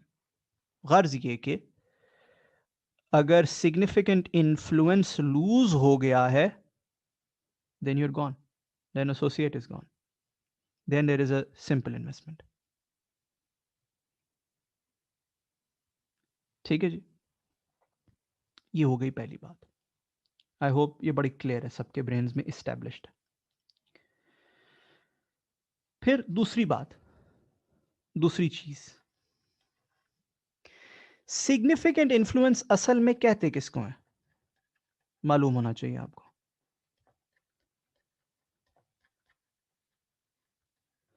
Significant influence कहते हैं कि पॉलिसी मेकिंग में आपका कम से कम 1/5 रोल है, एटलीस्ट 1/5 रोल है आपका पॉलिसी मेकिंग में। एटलीस्ट 1/5 से है आपकी पॉलिसी मेकिंग में, 20% से है आपकी पॉलिसी मेकिंग में। इसको बोलते हैं सिग्निफिकेंट इन्फ्लुएंस। अब ये 20% से कैसे आ सकती है? स्टैंडर्ड के मुताबिक 3 ऑप्शंस हैं। या तो आपके शेयर्स हों 20% से ज्यादा, 20% या उससे ज्यादा शेयर्स हों, क्या ख्याल है? तो बन जाएगा ना, आपको पास से आ जाएगी, क्या ख्याल है? दूसरा स्टैंडर्ड ये कहता है आपके पास बोर्ड ऑफ डायरेक्टर्स में रिप्रेजेंटेशन हो 20% या उससे ज्यादा। अच्छा, शेयर्स कम है, बोर्ड ऑफ डायरेक्टर्स में रिप्रेजेंटेशन ज्यादा है। ऐसा हो सकता है, ऐसा रियलिटी में एग्जाम्पल्स भी मौजूद हैं। आप PTCL की पब्लिश्ड फाइनेंशियल स्टेटमेंट्स खोल के देख सकते हो कि एतसलात, जो कि PTCL की पेरेंट कंपनी है, उसके PTCL में शेयर्स कितने हैं और बोर्ड ऑफ डायरेक्टर्स पे रिप्रेजेंटेशन कितनी है, आप चेक कर सकते हो। आपको शेयर्स कम नजर आएंगे और बोर्ड ऑफ डायरेक्टर्स पे रिप्रेजेंटेशन का क्वांटम ज़्यादा नज़र आएगा। आप देख सकते हो रियलिटी में ऐसा होता है, ठीक है, मुमकिन है। एक लिस्टेड कंपनी की एग्जांपल दे दी मैंने आपको। सो ऐसा हो सकता है कि फ़र्ज़ कीजिए आपके शेयर्स हैं 10%, जबकि आपकी बोर्ड ऑफ डायरेक्टर्स पे रिप्रेजेंटेशन है 30%। तो क्या ये कंपनी आपकी एसोसिएट है? बिल्कुल है, यस, ये कंपनी आपकी एसोसिएट है। सिग्निफिकेंट इन्फ्लुएंस है आपका इस कंपनी पे।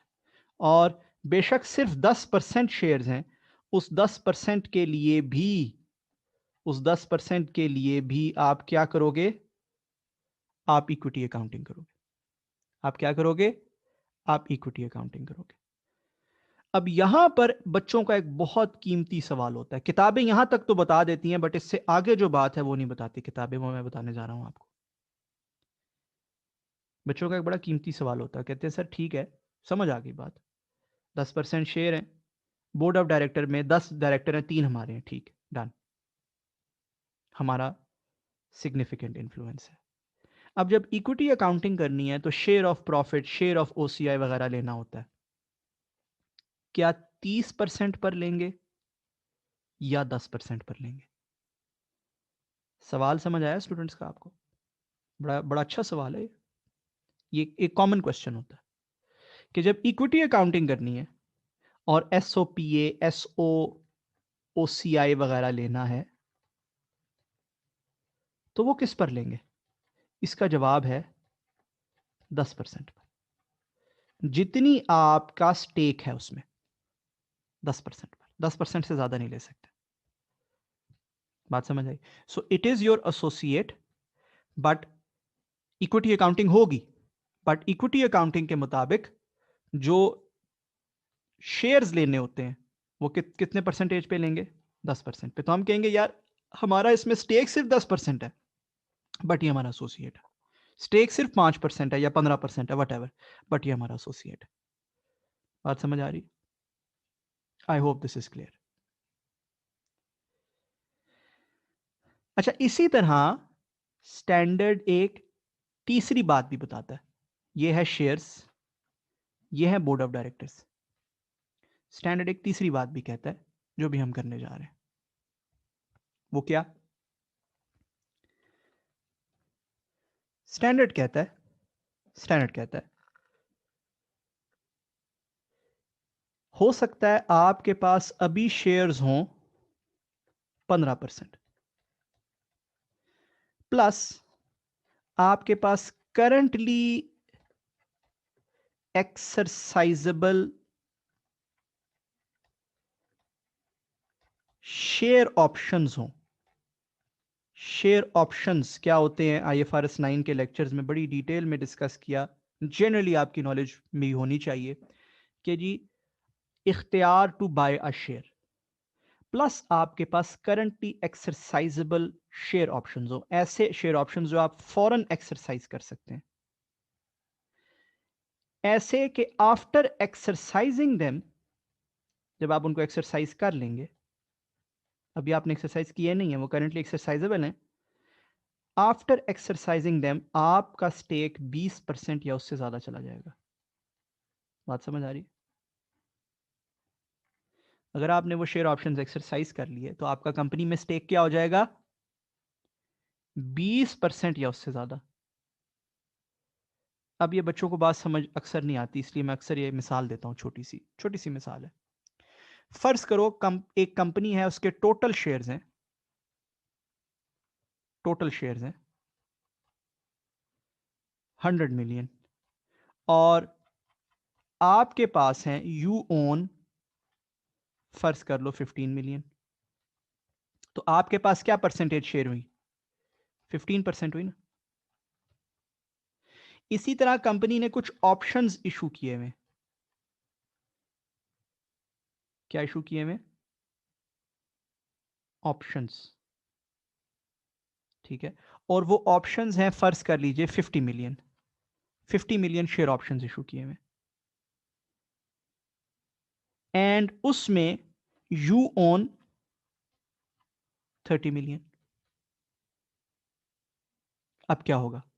अगर ये शेयर ऑप्शंस एक्सरसाइज हो जाए तो टोटल हो जाएगा 150 एंड यू वुड ओन 45। तो आपके पास क्या शेयर परसेंटेज आ जाएगी? 30% है या नहीं? 45 का 150 इज 45 बाई 150 इज 30%, राइट? ये है फ्यूचर की स्टेट।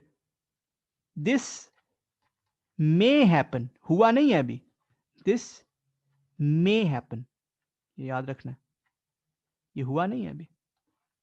बट स्टैंडर्ड कहता है because you have the power, कि आप ऐसा कर सकते हो,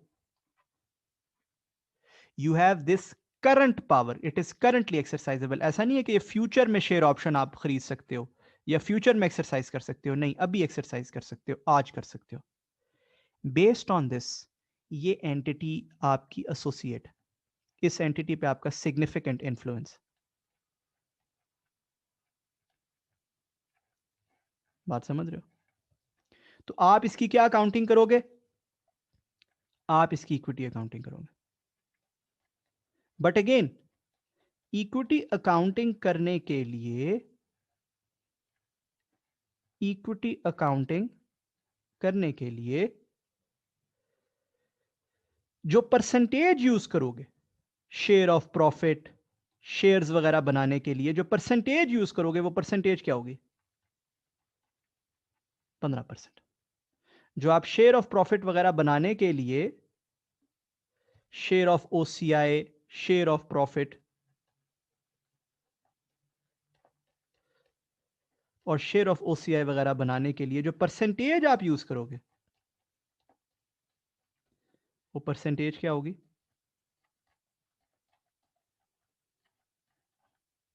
15%। ठीक है, I hope this is quite clear. ठीक है, तो हमने दो बातों का जिक्र कर लिया। हमने ये जिक्र किया कि जी अगर कोई 25 में से 6 भी बेच दे, 19 रह जाए, तब भी ये इट्स अ डिस्पोजल एंट्री। और हमने ये जिक्र किया कि जी सिग्निफिकेंट इन्फ्लुएंस सिर्फ 20% से ज्यादा शेयर होने से नहीं बनता, उसके अलावा भी तरीके हैं जिससे बन सकता है। उससे अलावा क्या तरीके हैं वो हमने डिस्कस कर लिए। आई hope this is absolutely clear in your brains. ठीक है ना जी?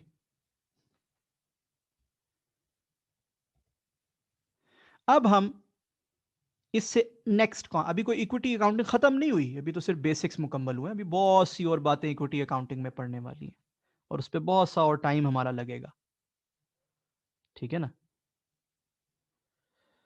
अब हम पढ़ने जा रहे हैं change in holding without change in significant influence का टॉपिक। ठीक, और इसमें हम बड़ी मजेदार बातें करेंगे। और अगेन ये है topic in my view for the future. मैं आपको हमेशा बताता हूं which topics I feel are for the future. This is for the future because इसकी कोई मुस्तनद अच्छी टेस्टिंग आज तक नहीं हुई, इसलिए this topic is for the future. क्या? देखते हैं एग्जाम्पल 22। ये आपके नोट्स में आ रही है जी, एग्जाम्पल 22 पेज 87 पर जी। एग्जाम्पल 22 बड़ी इंटरेस्टिंग एग्जाम्पल है, देखते हैं क्या है। कहता है A limited acquired 25% interest of B limited for 100 million rupees on 1 January 2015।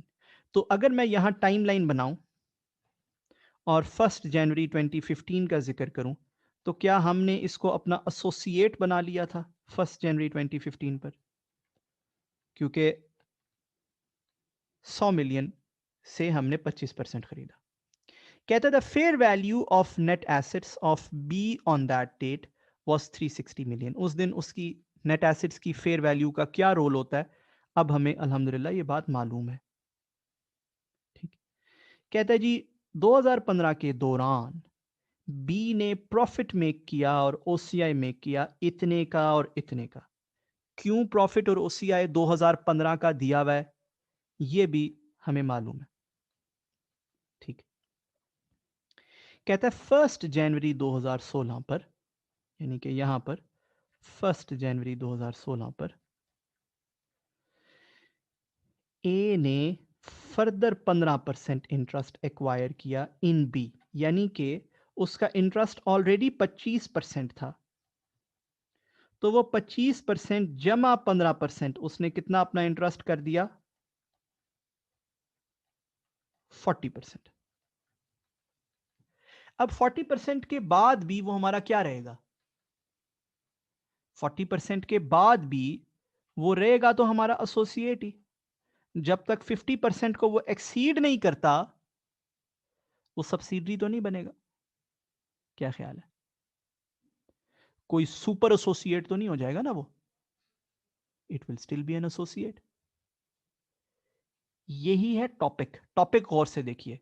It is change in holding without change in significant influence, यानी कि होल्डिंग तो बदली बट इन्फ्लुएंस को कुछ नहीं हुआ, सिग्निफिकेंट इन्फ्लुएंस वहीं का वहीं है।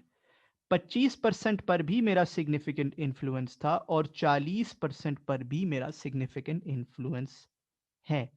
पहले भी मेरा एसोसिएट था, अब भी मेरा एसोसिएट है। पहले भी इक्विटी अकाउंटिंग अप्लाई हो रही थी, अब भी इस पे इक्विटी अकाउंटिंग ही जारी और सारी रहेगी। ये पॉइंट समझ आया? इसको डाइजेस्ट कीजिए जरा जहन में। कहता जी 60 मिलियन रुपए देकर ये इंटरेस्ट खरीदा गया। अच्छा, कहता है जिस दिन ये इंटरेस्ट खरीदा गया on that date the fair value of net assets of B was 500 million, यानी कि उस दिन दोबारा उसने fair value of net assets of B बताई है। अच्छा जी, कहता है during 2016 B earned profit and OCI of this and this. So 2016 का भी, उससे अगले साल का भी प्रॉफिट और ओसीआई बता दिया गया है। ठीक, इंटरेस्टिंग। कहता है calculate the carrying amount of investment as at the end of and share of profit of associate for the years 2015 and 2016 to be reflected in equity accounted financial statements of A Limited। यानी कि equity accounting का treatment बताना है हमने, as simple as that. ठीक, पहले हम 2015 की अकाउंटिंग करते हैं बिकॉज वो आसान है। ये सारा तो जो हमने नहीं पढ़ा हुआ, जो हमें नहीं पता, वो तो 2016 में शुरू हुआ ना। 2015 तक तो हमने पढ़ा हुआ ना। एसोसिएट खरीदा, फिर उसका शेयर ऑफ प्रॉफिट आया, शेयर ऑफ ओसीआई आया, ये तो हमारे लिए आसान है अब, राइट? तो आप सब अपने सामने ये खोल लीजिए एग्जाम्पल, हम इसका सोल्यूशन शुरू करते हैं। तो 2015 में क्या हुआ? पहले एसोसिएट खरीदा, right? Investment to bank 100 million का, ऐसे ही है। एसोसिएट खरीदा 100 मिलियन का। अब साथ ही कहा जाता है कि आप इस एसोसिएट की fair value of net assets check करें। Fair value of net assets क्या थी? इस एसोसिएट की क्या निकली थी जी? सवाल में लिखी हुई है, उस दिन थी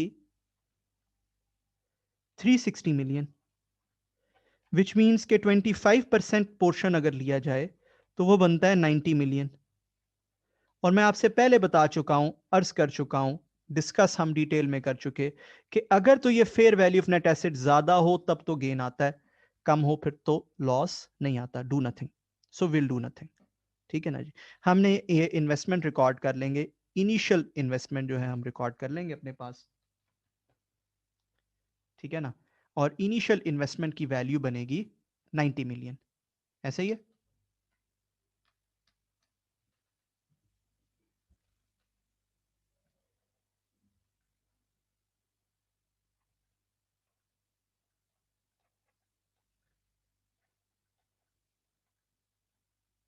नाइन्टी मिलियन, ठीक है जी।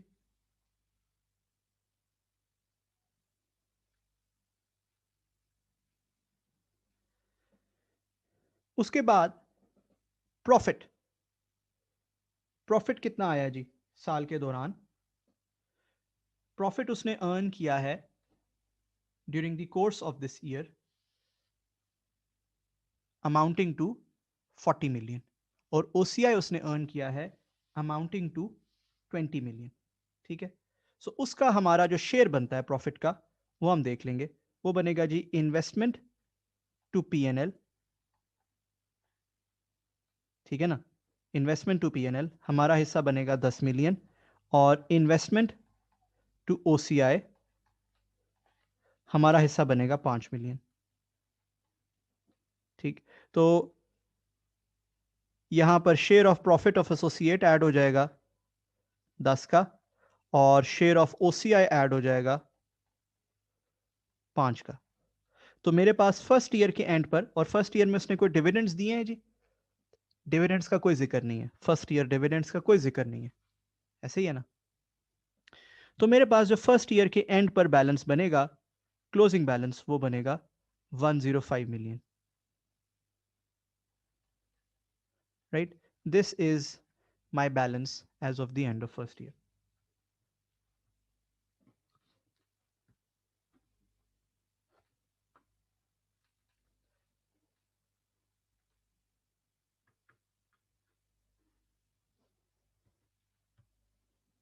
उसके बाद 2016 में, 2016 में क्या होगा? 2016 में at the start of the year मैंने मजीद इंटरेस्ट एक्वायर किया। उसकी एंट्री होती है जी इन्वेस्टमेंट टू बैंक। जो आपने मजीद इंटरेस्ट एक्वायर किया है उसका जर्नल है इन्वेस्टमेंट टू बैंक। कितने से? जितनी अमाउंट आपने पे की है, अगर आप गौर करो तो 60 मिलियन। साथ ही आप इसको कंपेयर करेंगे इसकी फेयर वैल्यू से, fair value of net assets, जैसे आपने पहले कंपेयर किया था जब आपने एक्वायर किया था इंटरेस्ट। इस डेट पर इसकी फेयर वैल्यू दी हुई है, अगर आप सवाल में देखोगे तो कहा गया है इस डेट पर fair value of net assets है 500 मिलियन, और चूंकि ये 15% है तो इसकी फेयर वैल्यू क्या बनेगी? 75। क्या ख्याल है ना? 75 मिलियन।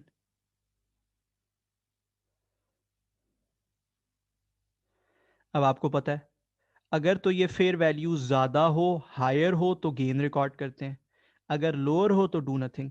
चूंकि ये ज्यादा है तो हम क्या करेंगे? चूंकि ये ज्यादा है तो हम क्या करेंगे? गेन रिकॉर्ड करेंगे 15 का। Investment to PNL 15, right. तो क्या बनेगा जी? ओपनिंग वैल्यू होगी हमारी इन्वेस्टमेंट की 105, जैसे कि हमने पिछले साल के एंड पे क्लोज किया। फिर इसमें एडिशन आएगी, और से देखिएगा,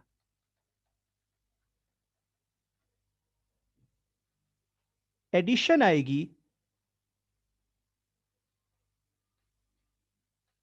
75 की। देख रहे हैं 60 प्लस 15, 75। अब क्या इस गेन को बाद में रिवर्स करना है? जवाब है no. Why? Because the question is silent, और अगर क्वेश्चन साइलेंट हो तो हमें पता है कि इस गेन को परमानेंट ट्रीट किया जाता है। मैंने आपको बताया हुआ temporary, permanent and everything, right. So you'll treat it as a permanent gain. So there'll be an addition of 75. अच्छा, फिर का बताया गया जी उससे अगले साल का प्रॉफिट, यानी कि 2016 का प्रॉफिट सवाल में दिया हुआ है। बताया गया जी 2016 में प्रॉफिट आया 50 का और ओसीआई आया 20 का। गौर से देखिएगा 2016 में जो मैं इन्वेस्टमेंट टू पीएनएल करने जा रहा हूं ना, वो मैं करूंगा 40% पे। 50 का 40%, क्या अर्ज कर रहा हूं? 50 का 40%, विच विल बी 20। 50 का प्रॉफिट, उसका 40% लिया जाएगा। इसी तरह जो ओसीआई है 20 का, उसका 40% लिया जाएगा, which will be 8। Investment to OCI 8। बात समझ रहे हैं?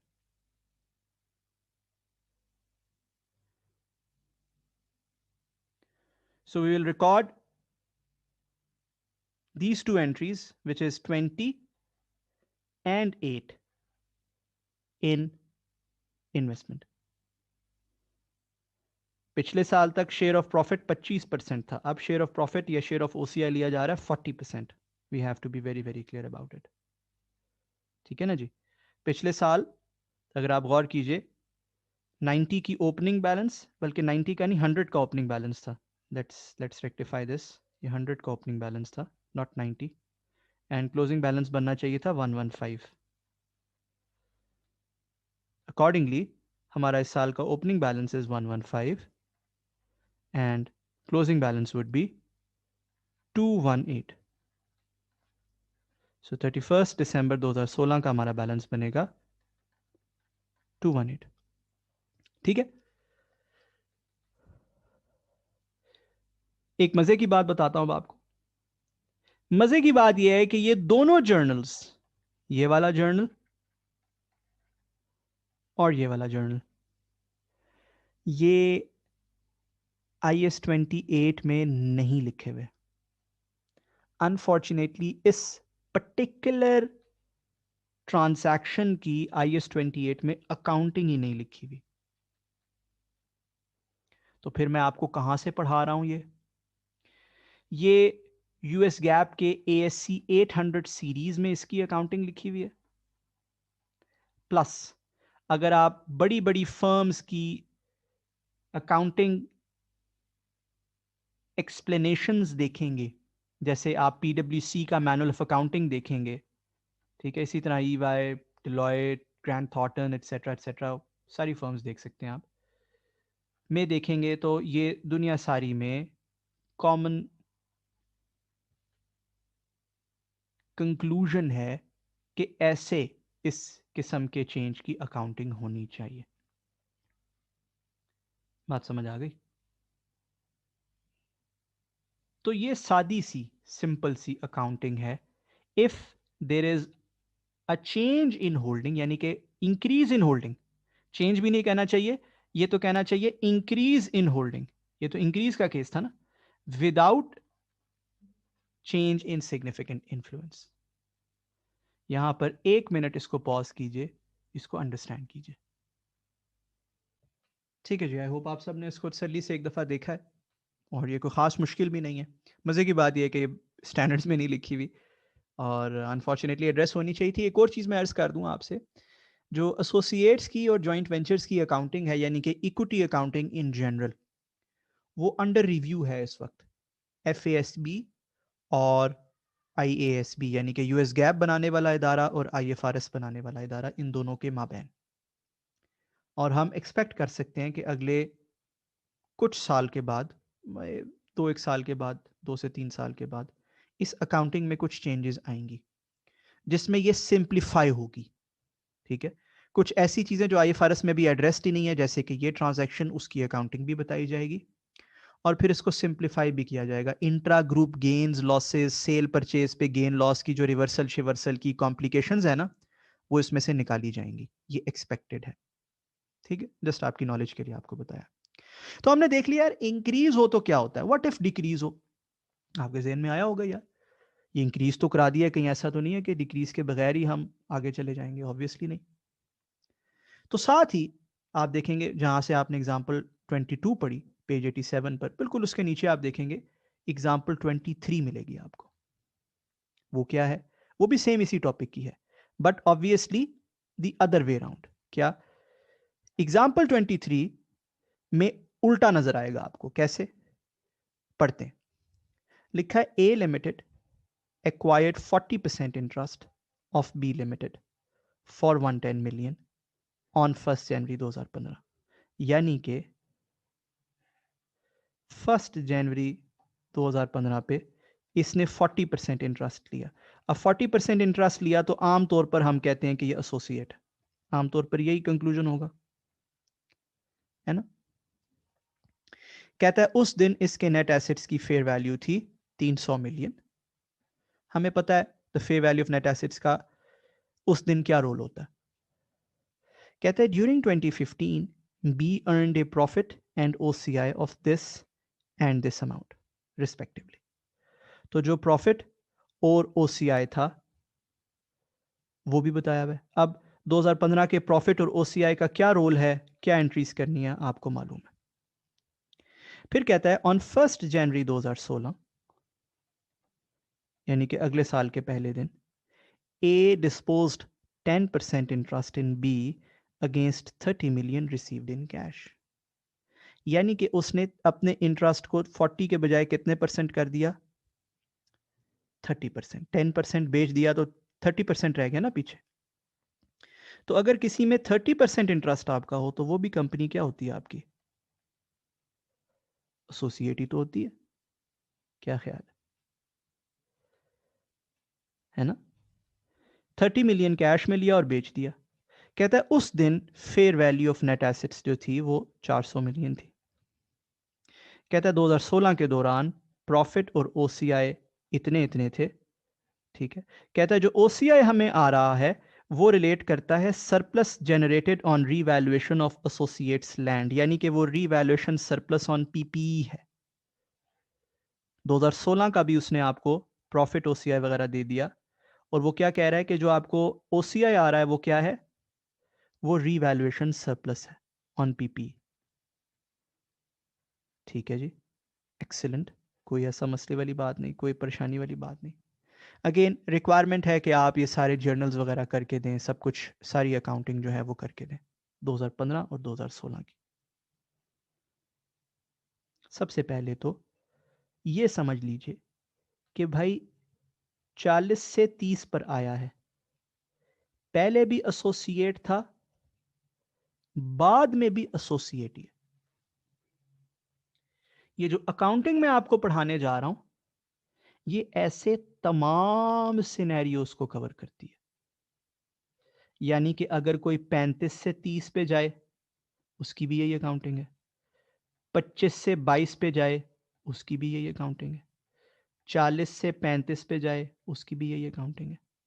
बात समझ रहे हैं ना, ये रट्टा नहीं मार लेना खुदा ना खास्ता कि जी 40 से 30 पे जाने की ये अकाउंटिंग नहीं, ऐसा नहीं है। It is a topic, change in holding without change in significant influence. पहले भी एसोसिएट था, बाद में भी एसोसिएट है, सिर्फ इंटरेस्ट कम हो गया, उसकी क्या अकाउंटिंग होती है ये समझना, राइट।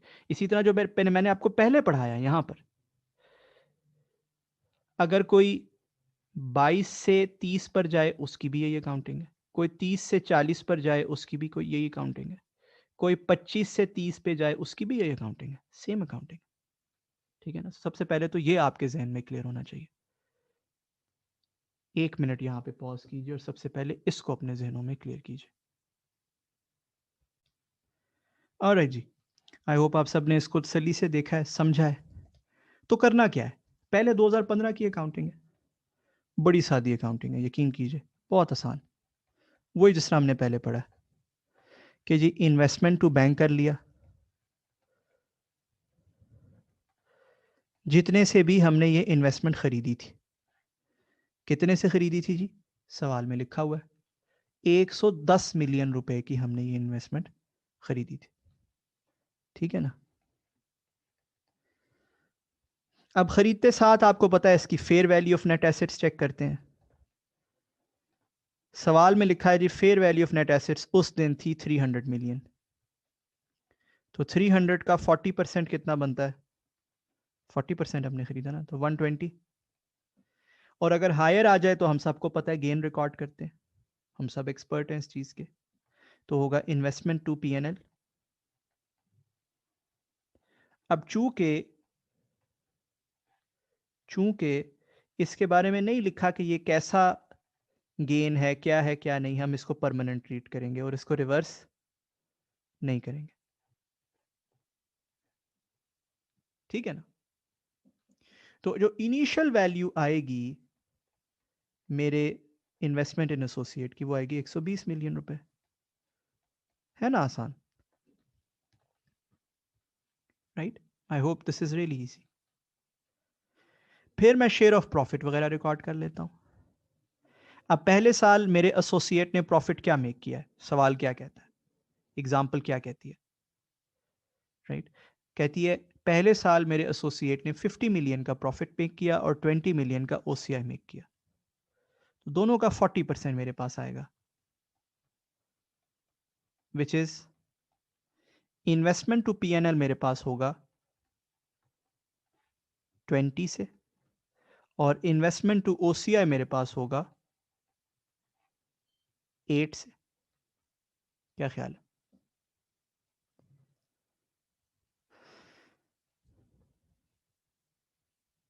यानी कि मैं अपनी इन्वेस्टमेंट को 20 से और 8 से बढ़ा लूंगा और मेरा पहला साल खत्म हो जाएगा, क्लोजिंग बैलेंस बन जाएगा मेरे पहले साल का 148, एज सिंपल एज दैट, है ना? एक मिनट इसको पॉज करके जल्दी से देख लें। This was a really simple year, ये तो बहुत ही सादी सी अकाउंटिंग है। क्या ख्याल है? अब हम बढ़ते हैं नेक्स्ट ईयर पे। क्या? 2016। अब 2016 में ये हो रहा है कि आपके पास ओपनिंग वैल्यू है 148, और आपको सवाल कह रहा है कि यार इसी डेट के ऊपर आपने अपना इंटरेस्ट कम कर दिया, आप 40% से गिरे हैं 10% पे। इसकी अकाउंटिंग 30% पे, सॉरी, इसकी अकाउंटिंग IS 28 बताता है। IS 28 कहता है सबसे पहले प्रो रेटा रिडक्शन करो। क्या करो? प्रो रेटा रिडक्शन। प्रो रेटा रिडक्शन से मुराद जितनी भी इन्वेस्टमेंट है उसको प्रो रेटा रिड्यूस कर दो। यानी कि अगर 148 रिप्रेजेंट करता है 40%, तो 10% कम हुई है ना, कितनी बनेगी ये? 37 बनेगी ना। 37 से आप अपनी इन्वेस्टमेंट को रिड्यूस कर दो। 148 अगर रिप्रेजेंट करता है 40% और ये 10% कम हुई है, तो कितनी कमी आएगी इसमें? 37 की। बात समझ आ रही है? तो स्टैंडर्ड कहता है सबसे पहले तो आप अपनी इन्वेस्टमेंट को क्रेडिट कर दें 37 से। अच्छा जी, साथ क्या करें और क्या करें? कहता है बैंक डेबिट कर दें जितने पैसे आपको मिले, और आपको मिले हैं सिर्फ 30 मिलियन रुपए। अच्छा, फिर क्या करें? कहता है जी बाकी पीएनएल में गेन लॉस डाल दें। आप बेवकूफ़ हैं, आपने क्यों बेची? सस्ती, आपने सस्ती बेची है ना, then endure the loss for it, record the loss for it. 7 million का आपको लॉस आ गया। ये पहला काम है जो स्टैंडर्ड कहता है आपने करना है। This is loss on sale या loss on reduction in interest. ये पीएनएल में रजिस्टर होगा। ठीक, पहला काम। दूसरा काम आपने ये करना है कि आपने ओसीआई को भी प्रो रेटा रिड्यूस करना है। ओसीआई रिजर्व्स में जो अमाउंट पड़ी है उसको भी प्रो रेटा रिड्यूस करना है। प्रो रेटा रिड्यूस। अच्छा, कर लेते हैं। कैसे होगा? आपकी ओसीआई रिजर्व में अमाउंट कितनी पड़ी है पिछले साल? 8 पड़ा है आपका रिजर्व्स में, ऐसे ही है ना? अब अगर रिजर्व्स में 8 पड़ा हो और ये 40% रिप्रेजेंट करता है ना, तो मैंने इसको अगर 10% रिड्यूस करना हो तो ये कितना रिड्यूस होगा? 2 से। क्या ख्याल है? 2 से। ओसीआई को कहता है 2 से कम कर लें। अब क्या इसको ओसीआई टू पीएनएल का कम करके 2 से कम करना है, या इसको OCI reserve to retained earning करके 2 से रिड्यूस करना है? दो ऑप्शन होते हैं ना हमारे पास, यानी कि इक्विटी में ट्रांसफर करना है या रिक्लासिफिकेशन जर्नल करना है। स्टैंडर्ड कहता है यह डिपेंड करेगा कि आपका ओसीआई किस नेचर का था। दोनों हो सकते हैं, पहला भी हो सकता है दूसरा भी हो सकता है। आपका ओसीआई किस नेचर का था? आपका ओसीआई रीवैल्यूएशन सरप्लस के नेचर का था, तो आपके केस में कौन सी एंट्री होगी? सेकंड वाली, OCI reserves to retain earnings. ठीक है जी, वाह जबरदस्त, ये भी आसान हो गया हमारे लिए। दो जर्नल स्टैंडर्ड ने हमें बताए, वो दोनों हमने सीख लिए। ठीक है ना जी? I hope this was easy. फिर स्टैंडर्ड कहता है भाई उसके बाद मैं कुछ भी स्पेशल नहीं बता रहा, देयर इज नथिंग। देखिए ना यहाँ पे रिडक्शन आएगी इंटरेस्ट में, 37 की रिडक्शन आ रही है ना इन्वेस्टमेंट में, जो मैंने एंट्री की है इन्वेस्टमेंट में 37 की रिडक्शन है ये वाली। उसके बाद स्टैंडर्ड कहता है कुछ भी नहीं है भाई, प्रॉफिट देखो कितना है, ओसीआई देखो कितना है, वही वाला सारा काम करो जो आप हमेशा करते हो। प्रॉफिट अगले साल आ रहा है जी कितना, 40 का, ओसीआई 10 का, तो 40 पे 30% ले लो, ओसीआई पे भी 30% ले लो, एंट्री कर लो investment to PNL and investment to OCI, 3 से 12 से, as simple as that. Normal जो अकाउंटिंग होती है, बस फर्क ये है कि अब 40% शेयर नहीं है, अब नया शेयर है हमारा 30%। तो ये बन जाएगा 12 और 3 की एडिशन इन्वेस्टमेंट में, और इन्वेस्टमेंट का क्लोजिंग बैलेंस बन जाएगा 126।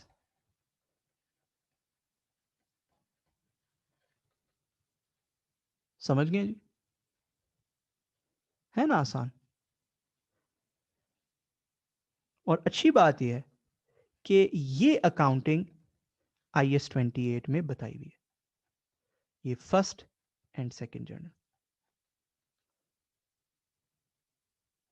आई होप यहां तक आपको समझ आ गया। यहां से आपने ये भी सीख लिया होगा कि जब रिडक्शन हुई है इंटरेस्ट में तो उसके फेयर वैल्यू से कोई ताल्लुक नहीं हमारा। आपने देखा होगा फेयर वैल्यू दिया हुआ था जब रिडक्शन हुई इंटरेस्ट में, तो उस डेट पे फेयर वैल्यू 400 का दिया हुआ था, कोई ताल्लुक नहीं होता हमारा। जब रिडक्शन हुई तो फेयर वैल्यू से कोई ताल्लुक नहीं है। हाँ, जब इंक्रीज हुई तो इंक्रीज में हम उसको फेयर वैल्यू से कंपेयर करते, रिडक्शन पे तो हमारे लिए वही फेयर वैल्यू जो पैसे हमें मिले। क्या ख्याल है? ठीक है ना जी? यहां तक आपने इसको अच्छी तरह रिवाइज करना है जी। ठीक है, थैंक यू वेरी मच।